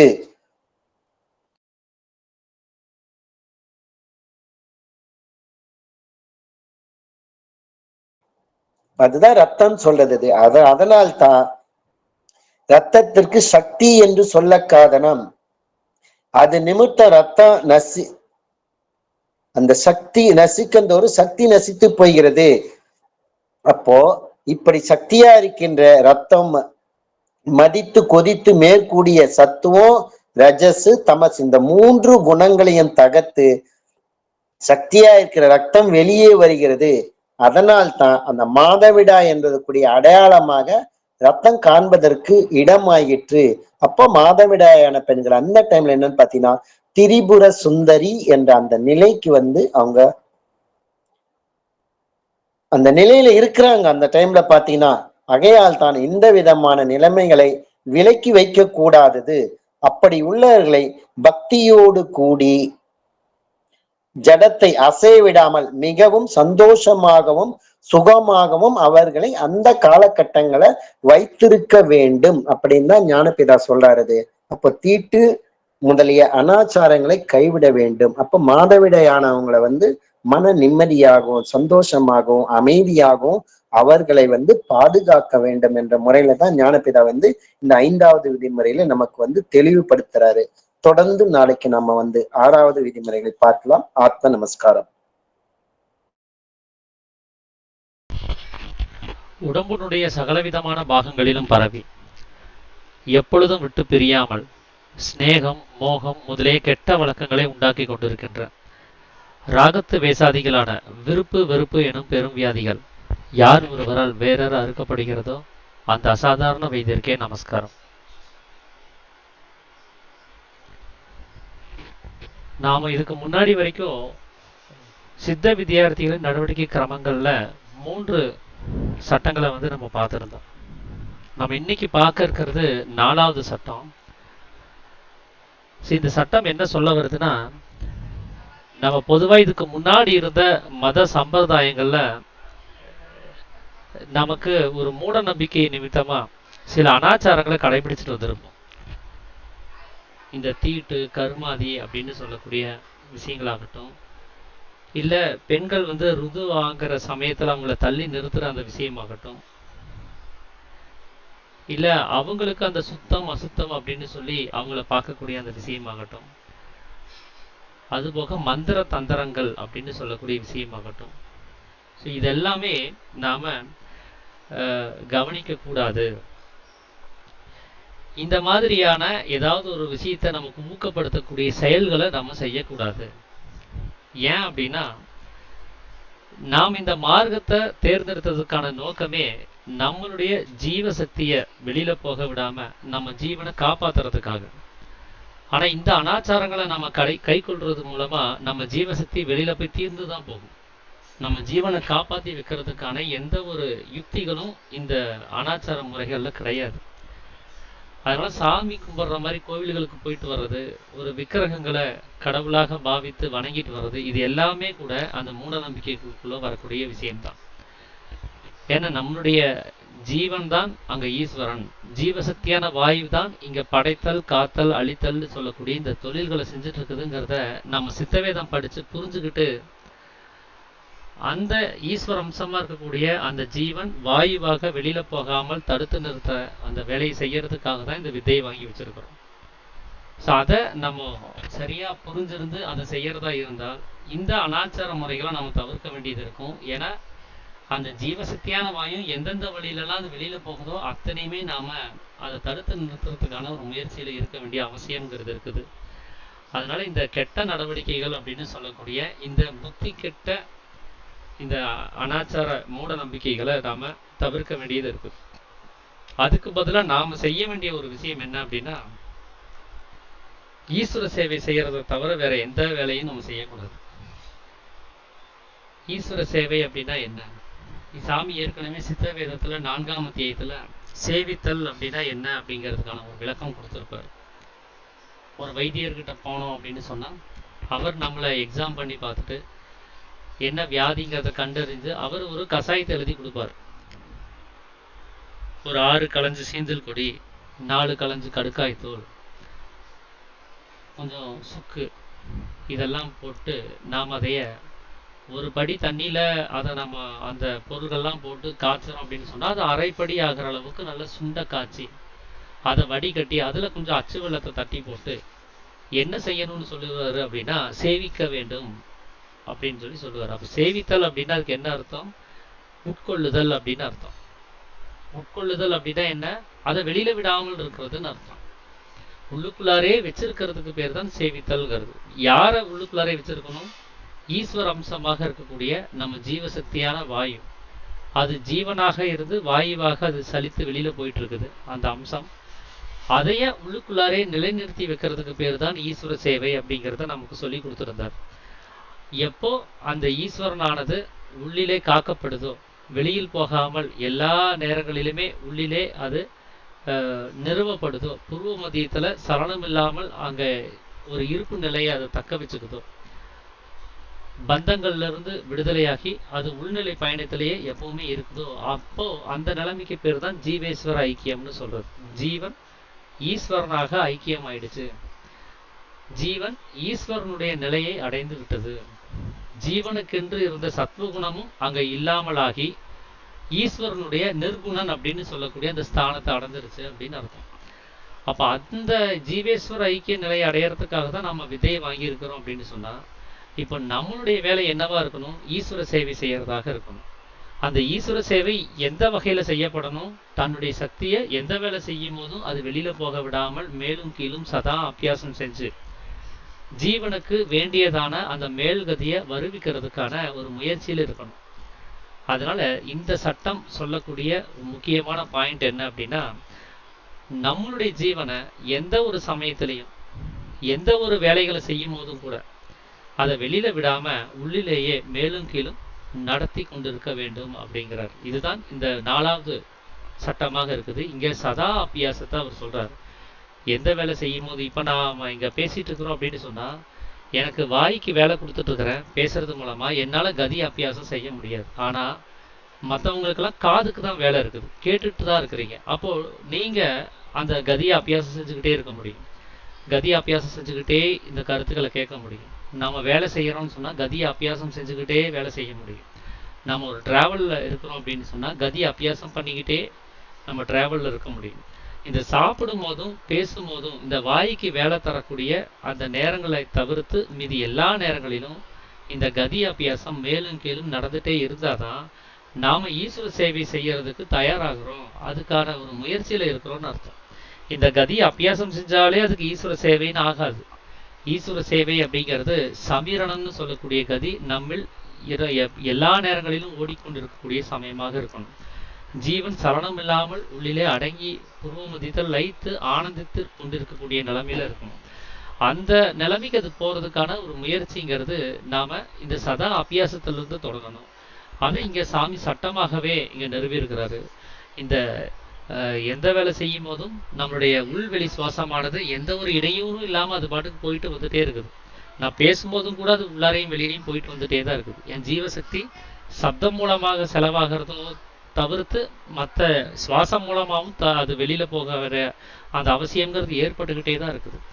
அந்த சுவாச நிலையை நாம இந்த உள்வெளி சுவாசமாக ஓடிக்கொண்டிருக்கக்கூடிய அந்த பிராணன் அபானனாக ஓடிக்கொண்டிருக்கக்கூடிய அந்த நிலையை நம்ம மேல் கீழாக சமீரணன் அப்படின்னு சொல்லக்கூடிய கதியாக மாற்றமடைய செய்யறதுக்காக நாம உழைக்க வேண்டிய ஒரு விஷயம்தான் இங்க 4வது சட்டமாக இங்க கொடுக்கப்பட்டிருக்குது. அதனால இந்த நாம வாங்கின விதைய ஒரு நிமிட நேரம் கூடவும் கீழே எடுத்து வைக்காம இந்த முடிஞ்ச அளவுக்கு மௌனமாக இருந்து, ஏன்னா சாப்பிடும் போது அதை தவிர்க்க முடியாது, சாப்பிட்டுதான் ஆகணும். ஏன்னா நம்ம வெளியில ஜீவசக்தியை விரயம் பண்றோம், உடம்பை இயக்கிட்டு இருக்கிறோம், உடம்புக்கு தேவையான ஊட்டச்சத்துக்கள் தேவைப்படுது, சாப்பிட வேண்டிய அவசியம் இருக்குது. ஆனா பேச்சை குறைச்சிட்டோம் அப்படின்னு சொன்னா நம்மளால மூச்சை கவனிக்க முடியும்.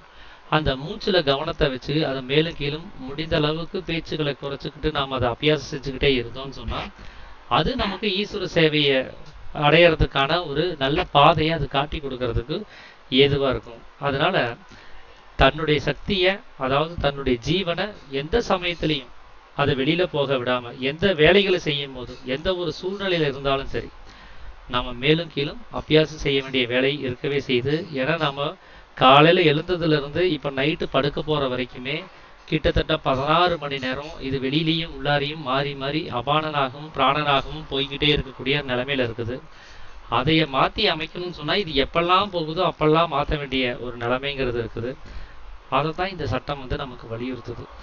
அடுத்ததாக 5வது சட்டம் என்ன சொல்லுது அப்படின்னா, இந்த பெண்கள் ருதுவான சமயத்திலேயோ இல்ல மாதவிடாய் காலத்திலேயோ அவங்களுக்கு வரக்கூடிய அந்த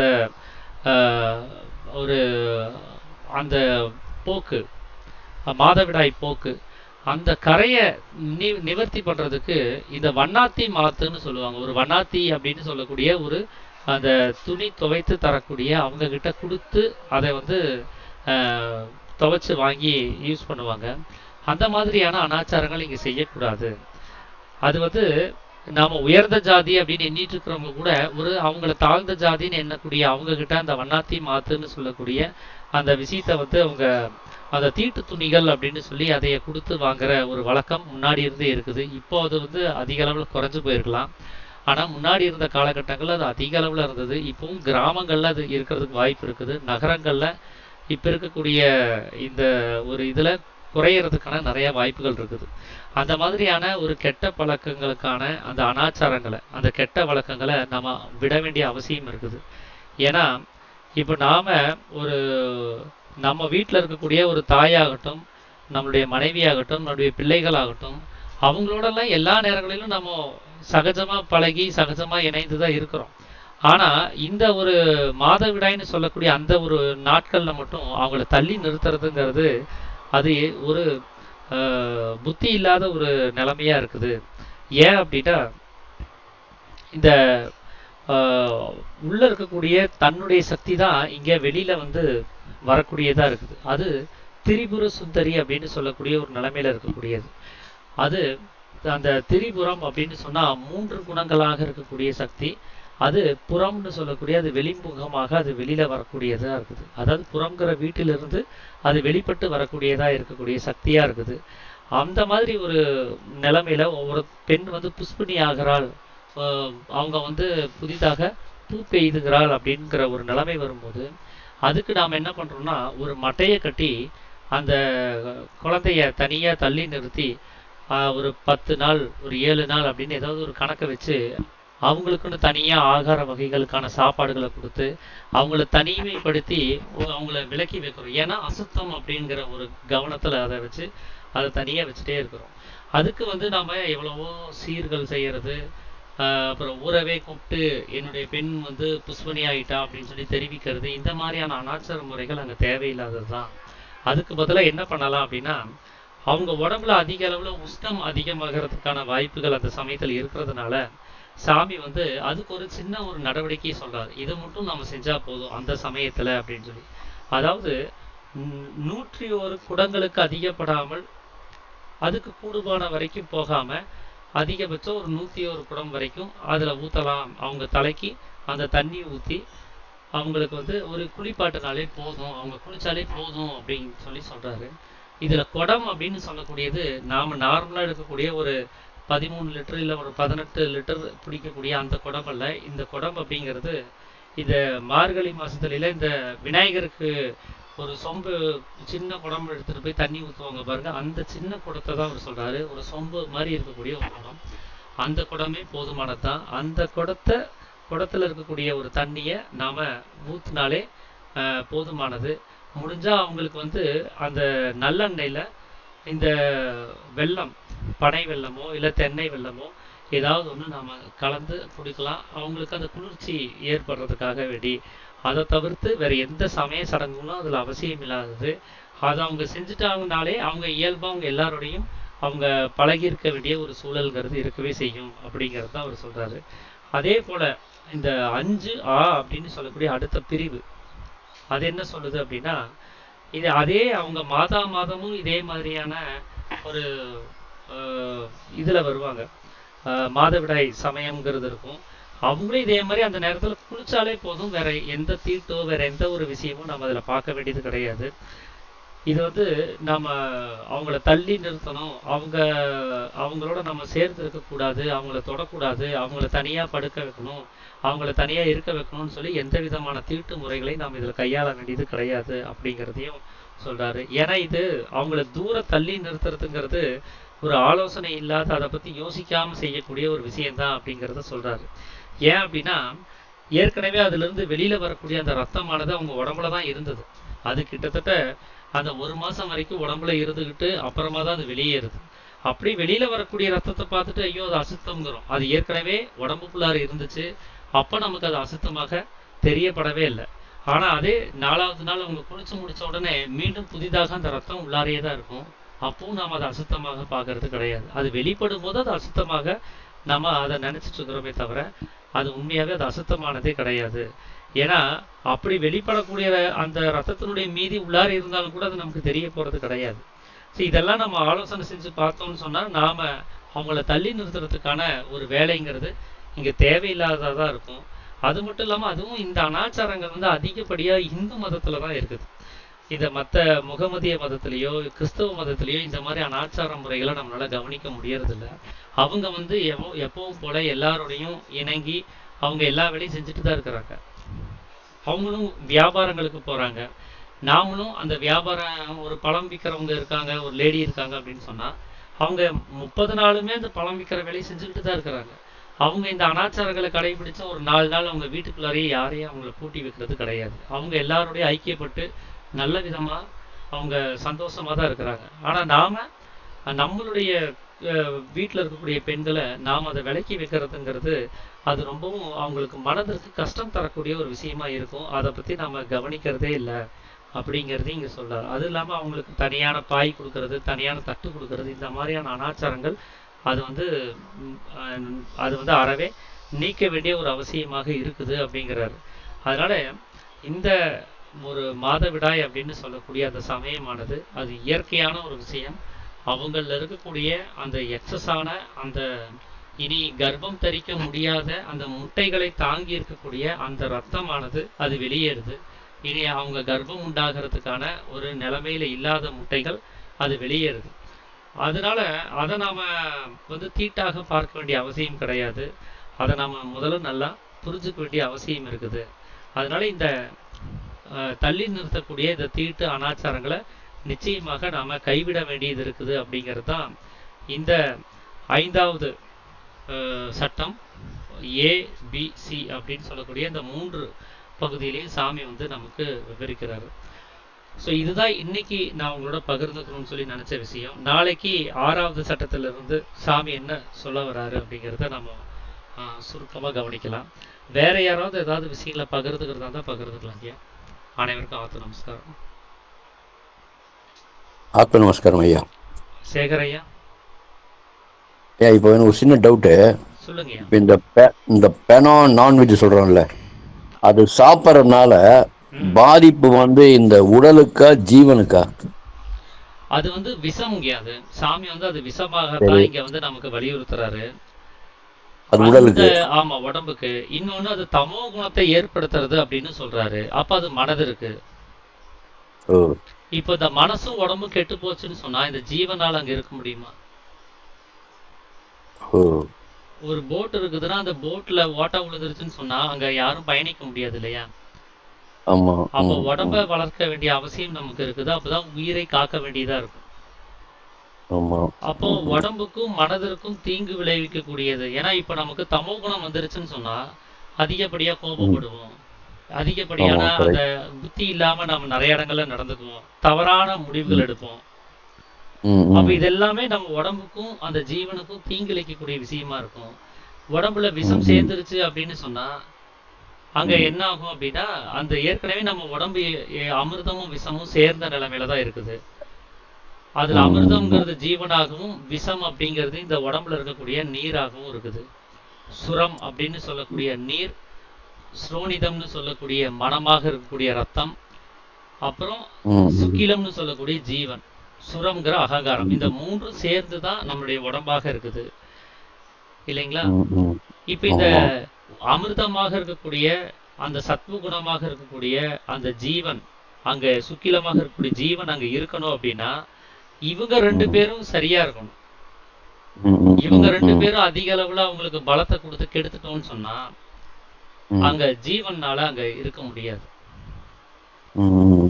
அப்போ உடம்புல அதிக அளவுல அந்த விஷமானது அதிகரிக்கும் போது அங்க அமிர்தம் என்ன ஆகும்? அந்த ரேசியோல கம்மியாக ஆரம்பிக்கும். இதே நீங்க சத்வ குணத்துக்கான அந்த சத்வ குணத்தை அதிகரிக்கக்கூடிய சிம்பிளான எளிய உணவு வகைகள், சைவம் சார்ந்த உணவு வகைகள், சமைக்காத உணவு வகைகள் அப்படின்னு சொல்லி உடம்புக்கு தேவையான விஷயங்களை சரியா எடுத்துக்கிட்டீங்கன்னு சொன்னா, சரியா சீரணம் செய்யக்கூடிய அளவுக்கு அந்த விஷயங்கள் எடுத்துக்கிட்டீங்கன்னு சொன்னா அங்க விஷம் கம்மியாயிரும், சத்வ குணம் அதிகமாயிரும், அப்ப அமிர்தம் அதிகமாயிரும். அப்ப நமக்கு நீண்ட ஆயுள் கிடைக்கும். அந்த நீண்ட ஆயில வச்சு தன்னை அறியறதுக்கு நமக்கு எக்ஸ்ட்ரா டைம் கிடைக்கும். இன்னும் கொஞ்சம் எக்ஸ்ட்ரா நான் ஒரு 10 வருஷம் நமக்கு எக்ஸ்ட்ரா ஆயில் கிடைக்குதுன்னு சொன்னா ஒரு 10 வருஷம் வரைக்கும் நமக்கு நேரம் இருக்குதுன்னா தன்னை அறியறதுக்கான சாத்தியங்கிறது அதிகமாகுது இல்லையா? ஆனா நம்ம விஷத்தை சாப்பிட்டு சாப்பிட்டு ஆயில குறைச்சிக்கிட்டே வரோம்னு சொன்னா தன்னை அறியற அந்த சான்சஸ்ங்கிறது கம்மியாகுது இல்லைங்களா? இப்ப தன்னை அறியறதுக்கு தான் மெயினா அது வெஜிடேரியனா இருக்கணும். ஆமா, அந்த உயிரை காப்பாத்தி வைக்கிறதுனுடைய நோக்கம் தன்னை அறியறதுக்கு அந்த நேரம் வேணும்.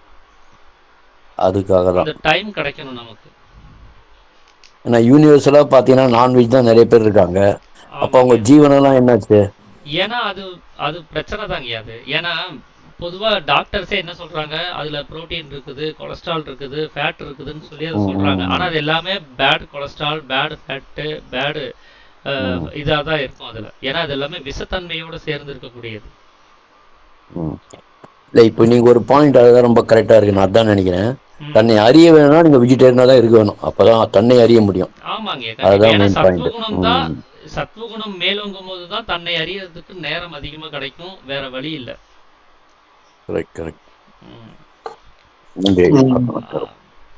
அதாவதுங்க ஐயா, பெட்ரோல்ல வர பஸ் ஒரு கார் இருக்குன்னு வச்சுங்க, அது டீசல் போட்டா ஓடுமா? ஓடாது. அதே மாதிரிதான் நம்ம ஜீவனை மேல்கதிக்கு கொண்டு போகணும்ன்ற அந்த பாதைகளே போட்டோம்னா அதுக்கு சத்துவ குணம் உள்ள வெஜிடேரியன் உணவு தான் செட். நான்வெஜ்ன்றது அது டீசல் போட்டு ஓட்டுற மாதிரி. இது பெட்ரோல் ஓடுற காருக்கு டீசல் போட்டு அது ரிப்பேர் தான் ஆகும். அப்ப சப்போர்ட் பண்ணாது இது. இப்போ ரமேஷ் ரொம்ப சிம்பிளா சொல்லிட்டாரு, நல்லா புரிஞ்சுது. தன்னை அறிதல்னா அந்த பாதையில போனோம்னா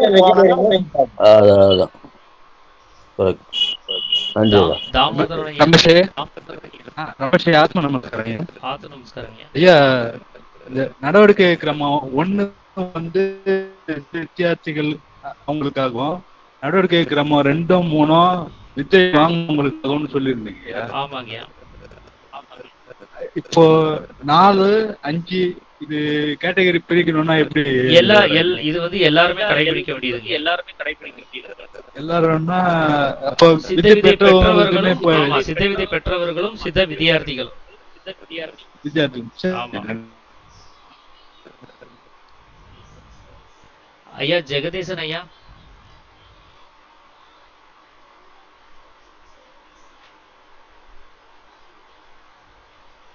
ஆத்ம நமஸ்காரம். ஆத்த நமஸ்காரம் ஐயா. ஐயா கேட்ட கேள்வி கவனிச்சிங்களாங்கய்யா?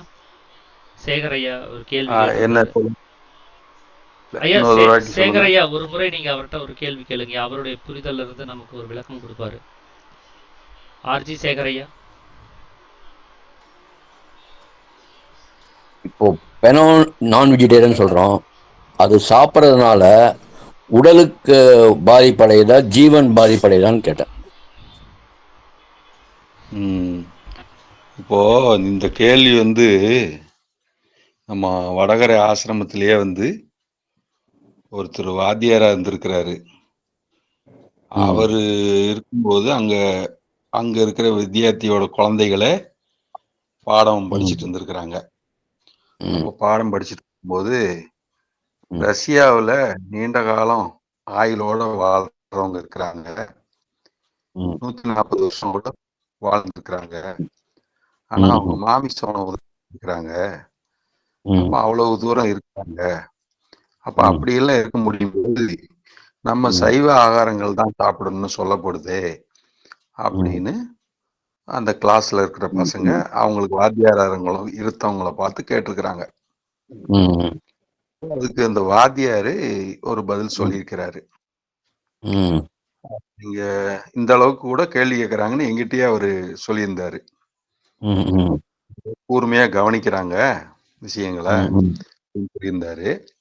அந்த மாதிரி வந்து நம்மளும் ஆலோசனை பண்ணி பார்த்தா அது சாதாரண மிருகங்கள் எல்லாம் வாழுது இல்லையா, அது குறிப்பிட்ட இத்தனை வருஷத்துக்கு இந்த ஆமை வாழுது, அப்புறம் இந்த திமிங்கலம் வாழுது, பாம்பு வாழுது, இப்படி எல்லாம் கூட இருக்குது.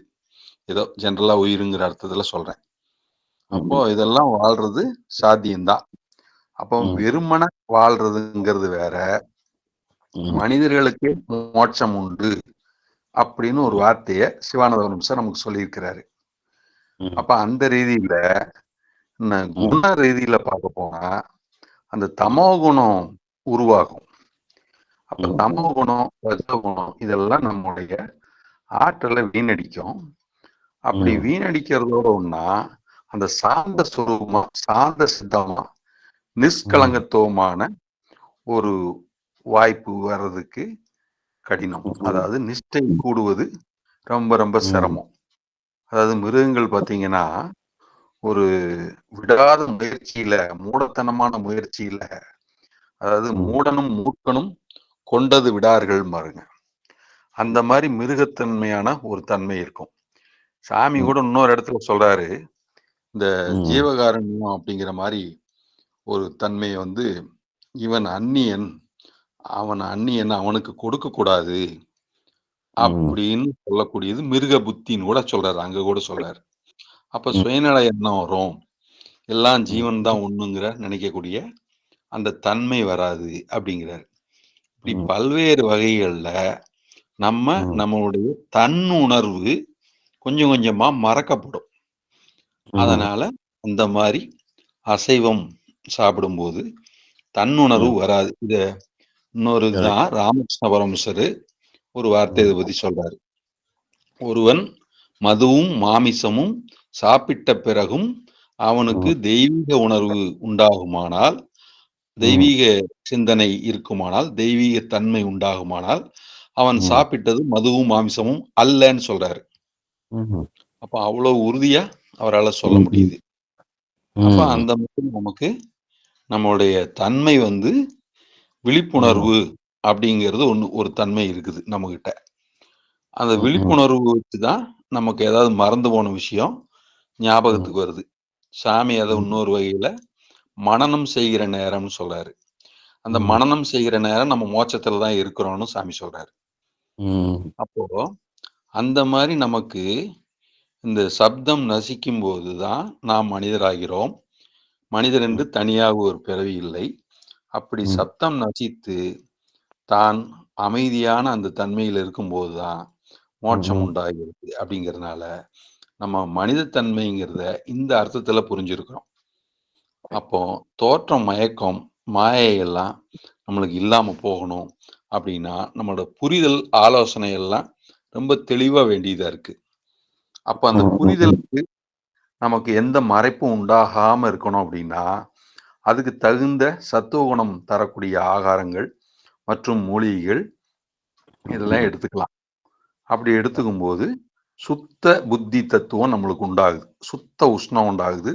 சுத்த புத்தி ம், தத்துவம் உண்டாகுது. சுத்த புத்தி தத்துவத்துக்கு இறை தத்துவம் எட்டும் அப்படின்னு வள்ளலார் கூட சொல்றாரு. ம்.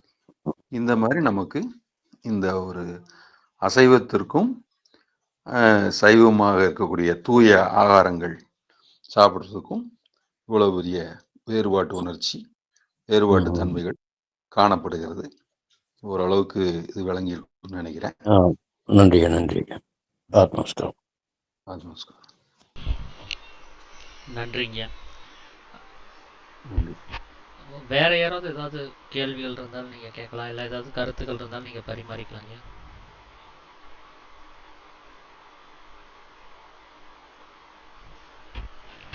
ஜெகதீஷ் ஐயா, நேற்று நீங்க பேசும்போது இந்த எங்க உடம்புல சூடு இருக்கோ அங்க முடி வளராது, எங்க குளுமையா இருக்கோ முடி வளரும்னு சொல்லியிருந்தீங்க.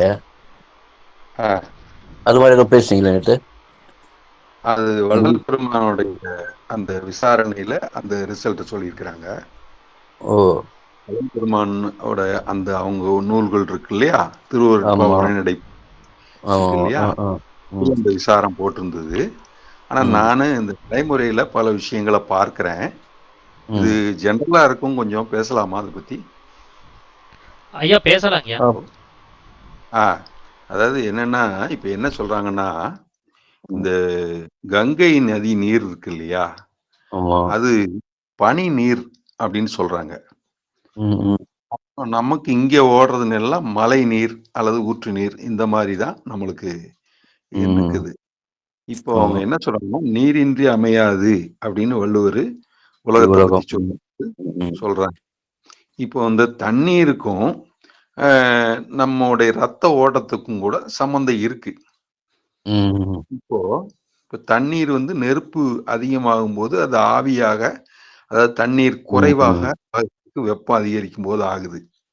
ம், ம், இப்போ பொதுவா 2 வகையான அ நிலைகள் இருக்குறாங்க.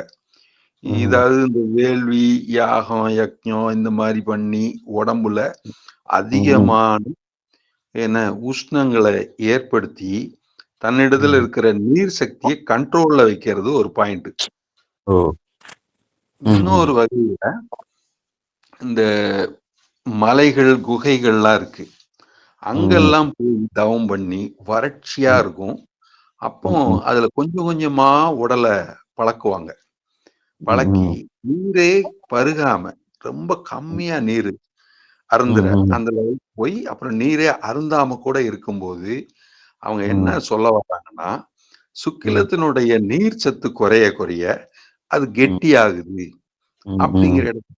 உதாரணத்துக்கு அது யாருன்னா இந்த சமண ஜைனத்தை சேர்ந்தவங்கலாம். ம், அதாவது இவங்க வந்து அக்னிய பயன்படுத்தியும் அந்த வட ம், இந்தியர்களாகிய அந்த இந்து மதத்தை சேர்ந்த அவங்க வந்து செய்யக்கூடியது நீர் ம், தத்துவத்தை சார்ந்தோம். நீர்ல அர்க்கியம் விடுறதும்பாங்க. அந்த மாதிரி நீர் சத்துவ சார்ந்தோம். அவங்க வந்து வெண்ணெய், நெய், மோரு இந்த மாதிரி விஷயங்களை சத்து பொருளா சேர்த்துக்கிறாங்க யோகத்துக்கு. இந்த கிருஷ்ணன் வெண்ணெய் திருடி தின்னான்னு சொல்லுவாங்க. ஆனா இவங்க வந்து தன்னுடைய உடலை வந்து அதிக ஆகாரங்கள்லாம் கொடுக்காம நிறைய நேரம் ஆகாரம் இன்றியும் அல்லது குறைந்த ஆகாரத்தினாலையும் அல்லது சுவாசத்தினாலும் மட்டும் நீண்ட நாள் இருப்பதற்கு, நிஷ்டையில இருக்கிறதுக்கு, தியானத்துல இருக்கிறதுக்கு முயற்சி பண்ணுவாங்க. அப்ப இந்த ரீதியில வந்து இப்ப சாமியும் நமக்கு இந்த கருத்தை ஓரளவுக்கு ஒத்து வர மாதிரி என்னோட மனநிலையில புரிஞ்சிருக்கிறேன். அதாவது என்ன அப்படின்னா, இந்த நம்மளிடத்துல இருக்கிற அந்த சுக்கிலத்தை ம். ஊதி கட்டி தான் மணியாக்கணும்னு சொல்றாரு. அப்போ ம். அது வந்து ஒரு தாது. 7வது சப்த தாதுல 7வது தாது சுக்கிலம். அப்போ அந்த தாது உணர்ந்து உணர்வு உண்டாகுங்கிறார். தாது உணர்ந்து ம். உணர்வு உண்டாகுங்கிறார். ம். உணர்வு ம். வேற, உணர்றது வேற. நம்ம வெயில்ல ம். உணர்த்துறதுன்னு சொல்லுவோம். அப்ப அந்த ம். மாரி அதுல இருக்கிற அந்த ஈரசத்து போகும்போது தான், அதுக்கு ம். ஒரு கெட்டித்தன்மை உருவாகுது. ம். அப்போ நமக்கு நெத்தி பார்த்தீங்கன்னா, 2 பக்கமும் புருவம் இருக்குது. நடுவுல ம். பார்த்தீங்கன்னா, அந்த இடத்துல முடி இல்லாத தன்மை கரெக்ட்டா ஆமா. சூடு. நெத்தியில இருக்கு. ம். வள்ளல் பெருமான் கூட நெற்றி ம். ம். ஆத்ம அனுபவஸ்தானம்னு சொல்லுவாரு. ம். ம். இப்ப நம்ம ஏதாவது பார்க்கிறதா இருந்தா, நெற்றிக் கண்ண ம். வச்சு தான் எல்லாத்தையும் உணர வேண்டியிருக்கு. ம். ம். எல்லாத்துக்கும் மூலம் அதுதான் இருக்குது. ஆமா. என்ன? அதனால எந்த பிரகாசமானாலும் அங்க தான் இருக்குது. ம். என்ன? ம். அதனால நம்மளுக்கு அங்க தான் அந்த பிரகாசிக்கிறதுக்கு வேண்டிய சிரஸ்ல உஷ்ணம் தேவையான அளவுக்கு இருந்தா ம். தான் இத சாத்தியப்படுத்த முடியுது. ம். ம். இப்போ இந்த வள்ளலாரு ஒரு சின்ன வேலை செஞ்சிருக்கிறாரு. என்ன செய்றாருன்னா, ம். அதாவது இந்த நாட்டு சர்க்கரைய வந்து ம். கொதிக்கிற வெந்நீர்ல போட்டு கலந்து, ம். ஆகாரம் சாப்பிட முடியாதப்போ மூளைக்கு குளுக்கோஸ் மட்டும் இருந்தா போதும்னு, அத ம். சாப்பிட்டு ம். 7 நாள், 8 நாள் தொடர்ந்து நிஷ்டையில இருந்திருக்கிறாரு. அப்போ ம். என்ன ஆகுதுன்னா, அந்த சத்து மட்டும் இருந்தா போதும். அந்த தூய உணர்வுக்கு இந்த ம். உணவுனால ஏற்படக்கூடிய குண பாதிப்புகள் தவிர்க்க முடியுது அவருக்கு. ம். ம். அதனால அவருக்கு சாந்த சித்தம் உண்டாகுது. அப்ப சாந்த ம். சித்தமா இருக்கக்கூடிய அமைதி பெற்ற மனதுக்கு, அதாவது ம். அடங்கிய தூய மனதுக்கு எல்லா ம். உண்மைகளும் நல்ல தெளிவா தெரியறதுக்கு ம். ம். அதிகபட்சம் வாய்ப்புது. வாய்ப்பாடு. ம். அப்புறம் ம். ம். நேரடியா அனுபவத்த சொல்றதுக்கு அனுமதி இருக்கான்னு எனக்கு தெரியல. ம். ஒரு குறிப்பிட்ட அளவுல நம்ம ம். உடம்புல கொஞ்சம் எக்ஸ்ட்ரீமா தாங்கறதுக்கு கொஞ்சம் உஷ்ணத்த பழக்கி வச்சுக்கிறது தான் நல்லது. ம். ஆமா. மொத்தத்துல குளிர்ந்து போயிட்டாலே ஜீவனுடைய தன்மை குறைவுன்னு சொல்றாங்க. ஆமா, ஆமா. ம். அதனால இந்த ஜீவனுடைய ஆற்றல இன்னும் ம். கொஞ்சம் அதிகமாவே வச்சிருக்கணும்னா, கொஞ்சம் ம். உடம்புல நல்ல உஷ்ணம் இருந்தா தான், இந்த ம். நம்முடைய நரம்புகள் எல்லாமே கொஞ்சம் விரிவா விரிஞ்சு குடுத்திருக்கும். ம். இப்ப ம். சாமி பிரம்மரந்திரத்த தட்டி திறக்கணும்னு சொல்லும்போதும், நம்மளுக்கு ம். சுவாச பயிற்சி பண்றது மூலியமா, அ ம். நாடிகளுடைய உஷ்ணத்தினால வியர்வை அதிர்வு உண்டாகுது இல்லையா? ஆமா. இப்ப அந்த வியர்வை அதிர்வு உண்டாகுதுன்னா, நம்ம உடம்புல வெப்பம் ஏறுதுன்னு தான் அர்த்தம். அப்ப ஆமா. வெப்பம் கரெக்ட். ஏறுனா தான், அந்த ம். ஜீவனுடைய உள்மார்க்கம் நன்றாகும். ம். ம். ம். அப்ப எல்லா பக்கமும் போகும். ம். இதுக்கு வந்து இன்னொரு அனுமதி குடுத்தீங்கன்னா, இன்னொரு சுருக்கம் சொல்றேன். அதாவது ம். கற்ப சாதனை அப்படிங்கிற மாரி சில விஷயங்கள சொல்லுவாங்க. ஞான ம். மூலிகைகள்னு சொல்லக்கூடிய ம். முசுமுசுக்கை, கரிசலாங்கண்ணி இது எல்லாமே உஷ்ணம் தரத்தக்கது தான். ம். ம். ம். இது எல்லாமே. இத வந்து அப்படி சொல்லுவாங்க. அது சேர்க்கும்போது பால் சேர்க்கணும்னு சொல்லுவாங்க. ம். அப்புறம் சில சாதனைகள் பண்ணும்போது, நானு சில பொருள்கள அகஸ்தியர் தீட்சாவிதி, பூஜாவிதிங்கிறதுல இருந்து நான் சில ம். மூலிகைகள சாப்பிட்டுருந்தேன். ம். அப்போ கொஞ்சம் கொஞ்சம் சாப்பிட்டு, அதுல மிளகு கற்பம்னு ஒண்ணு உண்டு. ம். அதுக்கு ம். முன்னாடி சில விஷயங்கள பண்ணணும். பண்ணிட்டு அத பண்ணா நல்லது. அது இப்போ விரிவா சொல்லல. சுருக்கமா அந்த மிளகு வந்து அமிர்த கலசம்னு சொல்லப்படுது. அந்த ம். மிளகு என்ன ஆகுதுன்னா, நம்ம சளி, கபத்த நெறைய நீக்குது. ம். ம். அப்போ ம். இந்த எல்லா விதமான ஆர்வம், ஆசை இத வந்து கொஞ்சம் ம். குறைக்கும். உதாரணத்துக்கு நமக்கு தாடி வச்சிருக்கும்போதே பார்த்தீங்கன்னா, கன்னம் ம். ஒடுங்கி அதிகம் ம். எல்லாத்து மேல அந்த ஆர்வம் வந்து இருக்காது. ஆசை, ஆமா. ஆர்வம்ங்கிறது ம். கொஞ்சம் ம். மனம் பற்றின்மைக்கு தகுதியாக மாறும். அதுக்கு ம். தான் சாமி சொல்லியிருக்காருன்னு கூட நான் நெனச்சிருக்கிறேன். அந்த ம். அடிப்படையில இப்போ நமக்கு இந்த மிளகு சாதிக்கும்போது, அந்த ம். வெளி விஷயங்கள் மேல நாட்டம் சரியா ம். இருக்கிறது இல்ல. அப்ப என்ன ஆகுது? சளி, கபம் இல்லாம பிராண சுவாசம் ம். உதாரணத்துக்கு என்னுடைய அறையிலேருந்து நான் பண்ணா, கிட்டத்தட்ட ம். அது 30, 40 அடி தூரத்தில கூட அந்த சத்தம் துல்லியமா கேட்கறதுக்கு இருக்குது வாய்ப்பு. ம். சுத்தமாகுது. அது சொல்றேன். ம். அது அப்ப என்ன இன்னொரு முறையில ஒரு குளியல் முறைய சொல்றாரு. பஞ்சகற்ப குளியல்னு. அது என்ன ம். சொல்றாருன்னா, நம்ம மண்டையில மூளையில ம் 13 லட்சம் ட்ரில்லியன் நியூரான்கள் இருக்குதுன்றாங்க. நம்ம ம் ஞாபக சக்தி எல்லாம் அதுல தான் இருக்குதுங்கிறாங்க. இப்போ அது நுண்ணிய மயிர்கால் போன்ற நரம்புகள் மாதிரி இருக்கக்கூடிய இது இருக்குது. ம் அதுக்குள்ளெல்லாம் அந்த பிராணன் நிறையும் போது நம்முடைய ம் தெய்வீக ஆற்றலை ம் முழுமையாக நல்லா உணர முடியும். ம் அப்படிங்கிறதுனால யோகிக்கு அந்த குளியல் அவசியம் அப்படிங்கிறாங்க. இப்போ நம்ம ம் ஆசிரமங்கள்ல பார்த்தீங்கன்னா கொஞ்சம் உஷ்ணம் அதிகரிக்கும் போதே அந்த காஞ்சராதி தைலமா அதை போட்டு தேய்ச்சி ம் ம் குளிச்சுக்கிறாங்க. ம் அப்போ அவங்க நல்லா ஆரோக்கியமா நல்லா இருக்கிறாங்க. ஆனா ம் அதீத உஷ்ணத்துக்கு அவங்க அதிக நேரம் பயிற்சி பண்றதும் ஒரு காரணம். அதை சரி பண்ணிக்கிறதுக்கு அதை ம் பயன்படுத்துறாங்க. அப்புறம் வெந்தயம் தண்ணியும் சாயந்தரம் வந்து கொத்தமல்லி தண்ணியும் குடிக்கிறாங்க. ம் அது ம் புரியுது. இருந்தாலும் இந்த மாதிரி கொஞ்சம் குறிப்பிட்ட உஷ்ணத்துல நம்ம தக்க வச்சு பயிற்சி பண்ணா என்னோட சொந்த அனுபவப்படி அந்த ம் பிராணன் இன்ன நிலைன்னு இல்லாம ஒரு ஆர்டினரி இல்லாம ஒரு எக்ஸ்ட்ரானரி நிலைய மிகப்பெரிய ம் நிலையை வச்சு நிறைய ம் அனுபவங்களும் அளவு ம் தாண்டின ஒரு இது அந்த மாதிரி சில அனுபவங்கள்லாம் கிடைச்சது. ஆனா நம்ம குணம் வந்து சாத்வீக குணம் தெய்வீக குணத்துல இருந்து ஒரு இம்மியும் பெசகாம இருந்தது. அ- ஆமா. அதனால இந்த மாதிரி உஷ்ணம்ங்கிறது உடம்புல தக்க வைக்கிறதுங்கிறது சரியானதுதான். ஆனா இயற்கையோட இணைந்து இயற்கையில குளியல் உங்களுக்கு உஷ்ணத்தை அதிகம் குறைக்காம இருக்குன்னா ஆறு குளத்துல இயற்கையில குளிக்கிற குளியல் தான் கரெக்ட். டேங்க் தண்ணி எல்லாம் குளிக்கிறதுங்கிறது அவ்வளவு தூரம் சாத்தியமானது அல்ல. ஆனா வயதானவங்க கொஞ்சம் வெந்நி கூட வச்சு குளிக்கிறாங்க. குளிர் நேரத்துல அப்படி குளிக்கிறாங்க எனக்கு தெரியும். இருந்தாலும் இயற்கை குளியல் தான் சரியானது. அதே மாதிரி அந்த தண்ணீரும் தகுந்த அளவுல அளவுக்கு அதிகமா குடிக்கிறதுக்கு உப்பு புளிக்காரம் சேர்க்கறது தான் காரணம்னு நான் நினைக்கிறேன். அதை கம்மி பண்ணி அதுக்கு பழக்கம் பண்ணியதுனால நமக்கு அதிக தண்ணி எடுக்காதனால பிளட்டு அதோட கண்ட்ரோலான இயக்கத்துல இருக்கும். அப்போ சுக்கிலமும் அந்த கெட்டித்தன்மையை சுலபமா அடையும் போது நம்மளுக்கு நிஷ்டையும் நல்ல விதமா கூடும். அப்போ பயிற்சியும் நிஷ்டையும் நல்ல விதமா வர்றதுக்கு இதெல்லாம் உண்மையிலேயே இந்த மாதிரி சில வழிமுறைகளை அதாவது நமக்கு நாமளே உணர்ந்து புரிஞ்சு அனுபவஸ்தர் சொல்ல பயன்படுத்தினோம்னா நல்ல வெற்றி கிடைக்க வாய்ப்பு இருக்குதுன்னு சொல்றேன். ஓரளவுக்கு இது சரியா பயன்பட்டு இருக்குன்னு நம்புறேன். ஐயா, அவ்வளவுதான். சாமி வந்து நல்லெண்ணெய் மிளகு யூஸ் பண்ணக்கூடாதுன்னு சொல்றாரு. ஆமா ஆமா, நல்லெண்ணெய் ஆகாது. அப்புறம் மிளகும் சொல்றாரு. டீ சாப்பிடக்கூடாதுங்கிறாரு. நல்லெண்ணெய் ஏன் வேண்டான்றாரு? நல்லெண்ணெய்க்கு காரணம் என்னன்னா அதுல ஒரு பாய்சன் தன்மை இருக்குதுங்க. ஓ. ஆமா, அதுல வந்து விஷத்தன்மை இருக்குது. இந்த பழைய நூல்ல நான் சில நூல்களை பார்த்துருக்கிறேன். அது என்ன சொல்லுன்னா சாதாரணமா சாப்பாடு சோறும் நல்லெண்ணெயும் கலந்து வாய் நிறைய வச்சு காலையில துப்புனா அந்த ஆகாரத்தை சாப்பிடக்கூடிய அந்த உயிர் பாதிக்குதுன்னு கேள்விப்பட்டிருக்கிறேன். ஓ.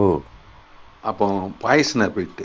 அதே மாதிரி ஆயில் புல்லிங்கும் அது வந்து ஒரு நல்ல விஷயம் இல்லை. அது கிருமி போகுதுன்னு சொல்றாங்க இல்லையா. ஆமா ஆமா, ஆனா சரியில்லையா அது? இதெல்லாம் பிடிச்ச கேடாது வேண்டியதில்லை. ஓ. அதனால வந்து எள் எண்ணெய் வந்து இளைச்சவனுக்கு எள்ளும்பாங்க. அப்போ அந்த எள்ளா சாப்பிடும்போது நமக்கு ஒரு பாதிப்பு இல்லை. ஆனா நீங்க அதையே நான் ரொம்ப தீவிர மருத்துவத்துல நீங்க இருந்தீங்கன்னா நான் நல்லெண்ணெயை வந்து அவாய்ட் பண்ண சொல்லலை. ஓ. ஆனாலும் ஓ. நல்லெண்ணெய் அவாய்ட் பண்ணாதான் நம்ம உடம்புல இருக்கிற அமிர்தம் விஷத்தன்மைக்கு மாறாம இருக்கும். அதுக்காக தான் சாமி அதை குறிப்பிட்டிருக்கிறாரு. இப்ப அதனால ஆசிரமம் தான் நீங்க தேங்காய் எண்ணெய் யூஸ் பண்ணுவாங்களோ? தேங்காய் எண்ணெய் யூஸ் பண்ணுவாங்க. நமக்கு ரீஃபைண்ட் ஆயில் கூட யூஸ் பண்ண வேண்டாம்னு சொல்றாங்க. கடுகு ஆமா எண்ணெய் ஆமா. கூட பரவாயில்ல, நம்மளுக்கு பிரச்சனை கிடையாது. ம். ஆனாலும் கடுகு எண்ணெய் ரத்த ஓட்டத்தை அதிகரிக்கும். ஓ. உதாரணத்துக்கு இஞ்சி பூண்டு வெங்காயம் கூட கொஞ்சம் நம்மளுக்கு ம். ஒரு வேறு விதமான அமைதித்தன்மை குலைக்கிறதுக்கு வாய்ப்பு இருக்கு. ஓ. அதை ம். கூட அளவா பயன்படுத்தினா நல்லது. ம். இப்போ பூண்டுனா எண்ணெயில அதிகமா வணக்கிக்கணும், வெங்காயமும் வணக்கிக்கணும், உப்பு கூட அந்த வறுத்துக்கிறது நல்லதுங்கிறாங்க. கல் உப்பு நல்லது, ஓ. ஓ. அது கூட ம். வறுத்துக்கிறது நல்லதுங்கிறாங்க. அதுவும் குறைவாக பயன்படுத்துவது நல்லதுங்கிறாங்க. அதனால நமக்கு அந்த பாய்சன் எஃபெக்ட் இருக்கிறதுனால தான் ஓ. நல்லெண்ணெய் ஓ. வேண்டாங்க. சரி புளிக்கு சரி. பதிலா மரப்புளி, அதாவது ஆ. கொடாம்புளின்னு சொல்லுவாங்க. குழாம்புல ஆமா. அதை பயன்படுத்த சொல்றாரு. அந்த மாதிரி ரெஸ்ட்ரிக்ட் நிறைய கொடுத்துருக்கிறாரு. அதெல்லாம் கொஞ்சம் ஃபாலோ பண்ணா உண்மையிலே ரிசல்ட் இருக்கும். நிறைய சித்த வித்தியார்த்திகள் ரொம்ப லேட்டா 10 வருஷம் 5 வருஷத்துக்கு அப்புறம் அப்படிங்களா எனக்கு தெரியாதுங்களா அப்படின்னு கூட சொல்றாங்க. நான் கூர்ந்து கவனிக்கல, அதனால அப்படி இருந்திருக்குது. ஆனா இதுல ஒரு சின்ன விஷயத்த நான் சொல்றேன். ஒரு டீ குடிக்கிற ஒரு பழக்கத்தோட தான் எனக்கு உபதேசம் கொடுத்தவரு எனக்கு பழக்கி விட்டாரு. ஆனா நான் நீ வரைக்கும் கொஞ்சம் டீ சாப்பிட்டுட்டு தான் இருக்கிறேன். ஆனா எனக்கு அது பண்ணல. அதனால எனக்கு அது தவிர்க்க முடியாத நிலையில இருக்கேன். ஒரு தவறு மாதிரி தான் ஃபீலிங் இருக்குது. இருந்தாலும் காஃபி எனக்கு சேர மாட்டேங்குது உடல் ரீதியில. அதனால அதிகம் காஃபி விரும்ப மாட்டேன். டீ கம்மியா, அதாவது பால் ஊத்தாத டீ கூட சாப்பிட்டுக்கிறேன் கொஞ்சமா. அது மட்டும். ஆனா அது பண்ணிட்டு நான் எப்படி அதை ஒரு ஆரம்பிச்சேன்னா, அதிக ஆகாரம் எடுக்காம கொஞ்சமா அதை சாப்பிட்டு 1.5 மணி நேரம் ஒரு தடவை ஒரு 1/2 டம்ளர் டீ சாப்பிட்டா, 1/4 டம்ளர் சாப்பிட்டா 1.5 மணி நேரம் தொடர்ந்து பயிற்சி பண்ணுவேன். ஒவ்வொரு தடவைக்கும் எனக்கு அது நல்ல யூஸ்ஃபுல்லா இருந்தது. அந்த கொஞ்சம் உஷ்ணம் கிடைச்சோன்னா, சத்தி கொஞ்சம் ஜீனி, சுகர் கிடைச்ச உடனே எனக்கு உடனே அது குளுக்கோஸ் கிடைச்ச மாதிரி இருந்துட்டு பண்ணிட்டு இருந்தேன். அப்படி ஒரு நாளைக்கு கிட்டத்தட்ட 6 ஹவர்ஸ் தொடர்ந்து நான் பண்ணேன். அப்படி பண்ணும்போது அதுக்கு எனக்கு நல்ல சூப்பர் ரிசல்ட் வந்தது. அதாவது என்னன்னா, இந்த 6 ஆதார அனுபவம்னு சாமி சொல்றோமே, அந்த மாதிரி எனக்கு அங்க பிரதிஷ்டை செய்திருக்கின்ற சிவலிங்கத்தை பார்க்கலான்னு சாமி சொன்னதை அனுபவம் இருக்கிறதுக்கு வாய்ப்பா இருக்கும்போது, அப்ப பிளட் எல்லாம் வேற மாதிரி ஸ்பீடு எல்லாம் எடுத்தது. அப்ப அந்த மாதிரி எல்லாம் தனித்தன்மையில பண்றதுக்கு நீண்ட நேரம், அதாவது என்னன்னா அதிகபட்சம் ஒரு நாளைக்கு பிராணாயாமத்தை பண்ணோம்னா, அப்போ அதுல பிளட்ல இருந்து நம்மளுடைய நடவடிக்கையில இருந்து நிறைய மாற்றங்கள் வருது. அதாவது சாமி அதை இன்னும் அழகா சொல்றாரு, புத்திக்கே பல மாறாட்டங்களும் உண்டாகுங்கிறாரு. ஒரு சராசரியா இருக்காம அப்நார்மலா தான் இருப்போங்கிறாரு. இதுல எந்த விதமான, அதாவது என்ன சொல்றேன்னா, ராமகிருஷ்ண பரமஹம்சர் ஒரு தெய்வத்தன்மை இல்லாதவன் வேணா மனநல பாதிக்கப்பட்டவன் ஆகலாம் ஒழிஞ்சு, இந்த விழிப்புணர்வு பெற்ற மனிதன் ஆன்மீகத்துல தீவிரமா இருக்கிறவனுக்கு அது தன்னுணர்வு இழக்க மாட்டான். அவன் துல்லியமான அறிவைத்தான் பெறுவான் அப்படிங்கிறார். அதனால அதை பத்தி கவலை இல்லை அப்படிங்கிறார். அதனால சாமி அதை சொல்றார். இதுல கொஞ்சம் சக்தி வரலாம்.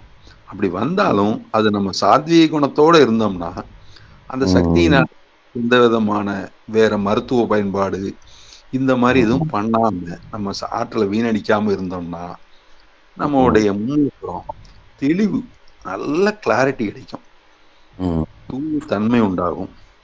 அப்போ தெய்வீக அனுபவங்கிறது இன்னதுன்னு தெரிஞ்சு உணர முடியாத அளவுல அவ்வளவு ஆழங்கால் பட்டதா இருக்கும்.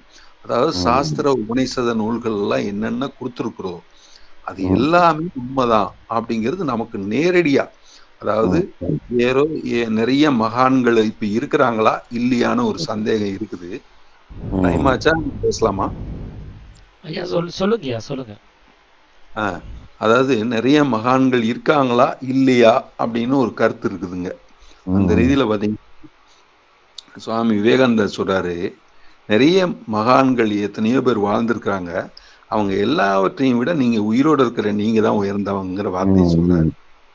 ஆனா அவர்கள் எல்லாம் காலமாகி போனார்கள், அவர்களை கூப்பிட வேண்டாங்கிறாரு. ஆனால் அவர்களுடைய சாந்தியை கெடுக்க வேண்டாம்னு சொல்றாரு. நம்ம சாமியும் மற்ற மகன்களுடைய மதங்களுடைய மார்க்கங்களையோ வழிமுறைகளையோ பழிக்க வேண்டாம், அவர்களுடைய சாபத்திற்கு ஆளாக வேண்டாங்கிறாரு. அப்போ இந்த ஏர் நவ் ஸ்டில் லிவிங் அப்படிங்கிற மாதிரிதான் ஒரு சூழ்நிலை வருது. ஏதோ ஒரு வகை இப்போ இருக்கிறதுனால நம் நாளும் மற்ற மகான்களையும் வணங்குவோம், சுவாமி சிவானந்தரடி வணங்குவதுடன் அப்படிதான் சொல்லப்படுது. அப்ப அந்த மாதிரி நமக்கு எத்தனையோ தூய ஆத்மாக்களுடைய ஒரு லிங்க் கனெக்ஷன் கிடைக்க, அதன் மூலமா நமக்கு ஆசீர்வாதமும் முன்னேற்றமும் தூயத்தன்மையும் வாய்க்கிறது. அதனால இப்படி நமக்கு அது எல்லா வகையிலும் நம்முடைய பயிற்சி முறைகளுக்கும் நம்முடைய முன்னேற்றத்திற்கும் ரொம்ப ரொம்ப துணையா இருக்குது. அதனால தெய்வீக பாதுகாப்பு நிறைய இருக்குது. அதனால இப்படி நல்ல அனுபவங்கள் இருக்கிறதுக்கு நாம பயிற்சியை எந்த அளவுக்கு துல்லியமா கவனிச்சு, அதாவது இயற்கை தான் அது நமக்கு நல்ல ஒத்துழைப்பு கொடுக்குது. அந்த இயற்கையை கூட பேசணும். அதாவது இயற்கை கூட புரிஞ்சு நடந்துக்கணும். அப்படி புரிஞ்சு நடந்துக்கிட்டா நல்லா ஆலோசனை பண்ணி புரிதல் மூலியமா கவனிச்சு உறுதியா நின்று இயற்கைக்கு ஒத்துழைப்பு. தியானம் பெருசா வேலைக்கு போறது பெருசான்னு கேட்டா தியானம் தான் எனக்கு ஃபர்ஸ்ட் அப்படின்னு நம்ம மனசுக்கிட்ட நம்ம உண்மையா இருந்தா நம்மளுடைய உண்மையான முன்னேற்றம் உறுதியா கிடைக்கும். இதுதான் என்னோட சொந்த அனுபவமா இருக்குது. நன்றி ஐயா. சந்தோஷங்க. ஆத்மஸ்காரம். நமஸ்காரம். ஜெயசங்கர் ஐயா.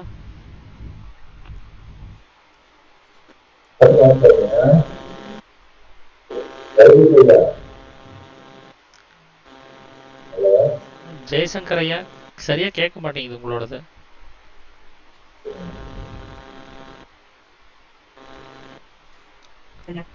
ஐயா இப்ப கேக்குதுங்கய்யா. ஐயா ஆத்மாஸ்கரம் ஐயா. ஜெகதீஷ் ஐயா, எங்க பொண்ணு வந்து பேசணுமா ஐயா, ஒரு டவுட் ஐயா. சரிங்க. கேக்குறேன்.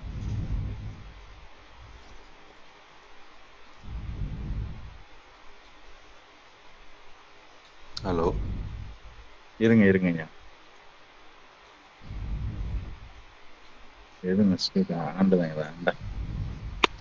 ஹலோ, நமஸ்காரம். வணக்கம் அங்கிள். நமஸ்காரம் அங்கிள், எனக்கு ஒரு டவுட். இப்போ நம்ம இங்க ஆன்மீகத்துல வந்து மாமிசம் சாப்பிடக்கூடாதுன்னு சொல்றாங்கல்ல. ஆமா. ஒரு செகண்ட், எனக்கு வாய்ஸ் இப்போ வந்து கண்ணப்பர் இருக்காருல்ல. ஆமா ஆமா. அவர் வந்துட்டு ஆக்சுவலி மாமிசம் சாப்பிடுறவர் தான். அண்ட் அதே மாதிரி வந்துட்டு அந்த மாமிசத்தை தான் வந்துட்டு அவர் சிவனுக்கு படிச்சாரு. அதையும் வந்து சிவன் வந்துட்டு அது அன்பா எடுத்துக்கிட்டாரு. இப்போ இவரு மாமிசத்தை படைச்சது இப்ப ஆன்மீகத்துல வந்து அதை சாப்பிடக்கூடாதுன்னு சொல்றதுல வந்துட்டு எனக்கு இது புரியலீங்களே. கரெக்ட். உங்க வயசு சின்ன வயசா இருக்கிறதுனால உங்க ஆராய்ச்சியும் கரெக்ட் தான். அது கொஞ்சம் ஆக்சுவலி நான்வெஜ் சாப்பிட மாட்டேன். ரைட்டு தான். ஆனா உங்க ஆராய்ச்சி கரெக்ட் தான். இதுக்கு பதில் இருக்குது. ஓகே, என்ன எதனால அது? அதாவது அவர் வந்து ஒரு கட்டத்துல இன்னோசென்ட்டா இருக்கிறாரு. அவரு அறியாமையில இருக்கிறாரு. ஓகே. கண்ணப்ப நாயனார் வந்து முதல்ல அறியாமையில இருக்கிறார். அவர் ஏற்கனவே வேடுவனாக அந்த இதுக்கு தான் பழக்கப்பட்டிருக்கிறாரு. அதாவது அவர் என்ன சாப்பிட்டாரோ அதே தான் எல்லா உயிரும் அனுபவிக்கும். அதாவது உனக்கு நன்மை செய்து என்றால் பிறருக்கும் அதே நன்மை செய்வாயாகன்னு இயேசுநாதர் சொல்றாரு இல்லையா. அந்த மாதிரி ஒரு தன்மையில அவர் இருந்திருக்கிறாரு ஆரம்பத்துல, அவர் காலகட்டங்கள்ல. என்ன அப்படி இருக்கும்போது அவருக்கு அவர் அறியாம எக்ஸப்ஷனா அவருக்கு ஒரு தன்னுணர்வு அந்த மாதிரி உண்டாகுது. இப்படி ஒரு சிவலிங்கத்து மேல ஒரு இது மேல அவருக்கு ஒரு ஈர்ப்பு உண்டாகுது. இந்த கதைய எதுக்காகன்னா, ஒரு அசைவம் சாப்பிடுற ஒருத்தர் கூட இந்த சிவ வழிபாட்டு முறையிலிருந்து விலகி போகாம கொஞ்சம் பக்குவப்படுத்திட்டாங்கன்னா அப்புறம் தொடர்ந்து இந்த வழிமுறைக்கு வந்துருவாங்கங்கிற ஒரு யுக்தியை அனுசரிச்சு அப்படி ஒரு கதையை கூட சொல்லிக்கலாம். அந்த அடிப்படையிலையும் சரிதான். இன்னோசென்ட்ங்கிற இடத்துல அதுவும் அந்த அடிப்படையிலையும் சரியா வருது. அதனால அவரு அந்த இதை செய்யறாரு. இருந்தாலும் அதை தாண்டி ஊனுக்கு ஊனுன்னு தன்னுடைய கண்ணையே தியாகம் செய்யற அளவுக்கு மன உறுதியான உண்மையான மெய்யன்பா இருந்திருக்கிறாரு. அந்த மெய்யன்பு அது ஸ்ட்ராங்கான உறுதி. அந்த உறுதியினால அவருக்கு அந்த பிளாஷ் வந்து ஒரு ஆத்ம தோற்றத்துல அவருக்கு வந்திருக்கலாம் அப்படிங்கிறது இது. அது எக்ஸப்ஷனாக கூட நம்ம எடுத்துக்கொள்ள முடியும். ஆனா சராசரியா அப்படி நல் உணர்வு தூய உணர்வு வர்றதுங்கிறது கடினம். இப்ப நிறைய அனுபவங்கள்லயே பார்க்கும்போது இப்போ ஆரம்பத்துல ஒரு செடி வளர்ந்து வருதுன்னு வச்சுக்கோங்க, அதுக்கு ரொம்ப பக்குவம் நம்ம எல்லாம் பண்ண வேண்டியது இருக்குது.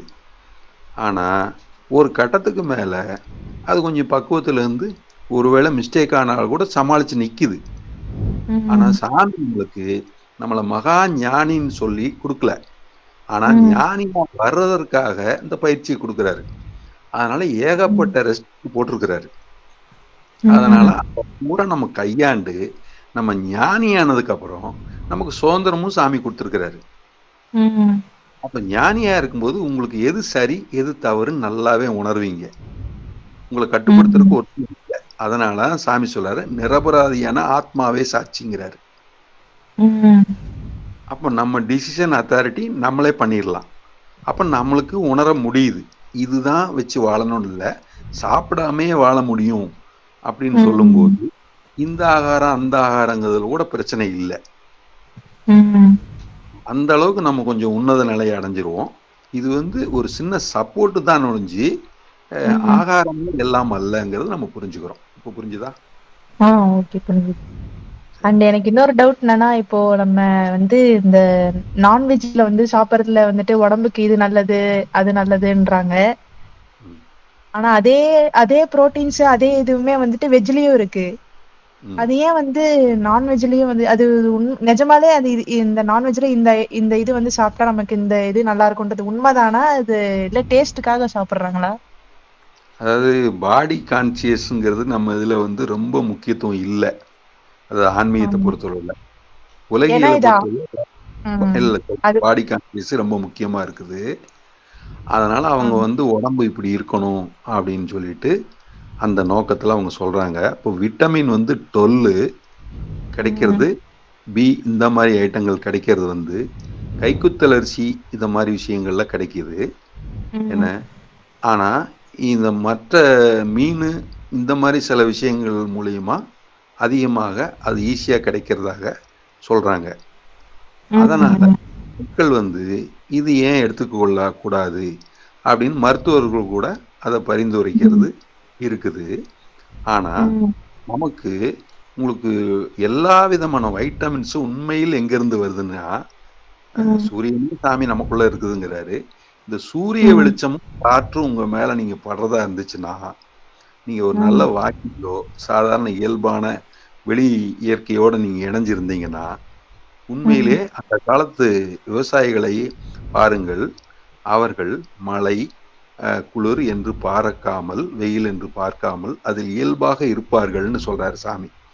அப்ப ம். கடைசியில ஒரு சிறு நோய் வந்து 1 நாள் 2 நாள்ல தான் அவங்க உயிர் போயிருது. அப்ப அது வரைக்கும் கடைசி வரைக்கும் ஆரோக்கியமா இருக்காங்கன்னு சொல்றாருங்க.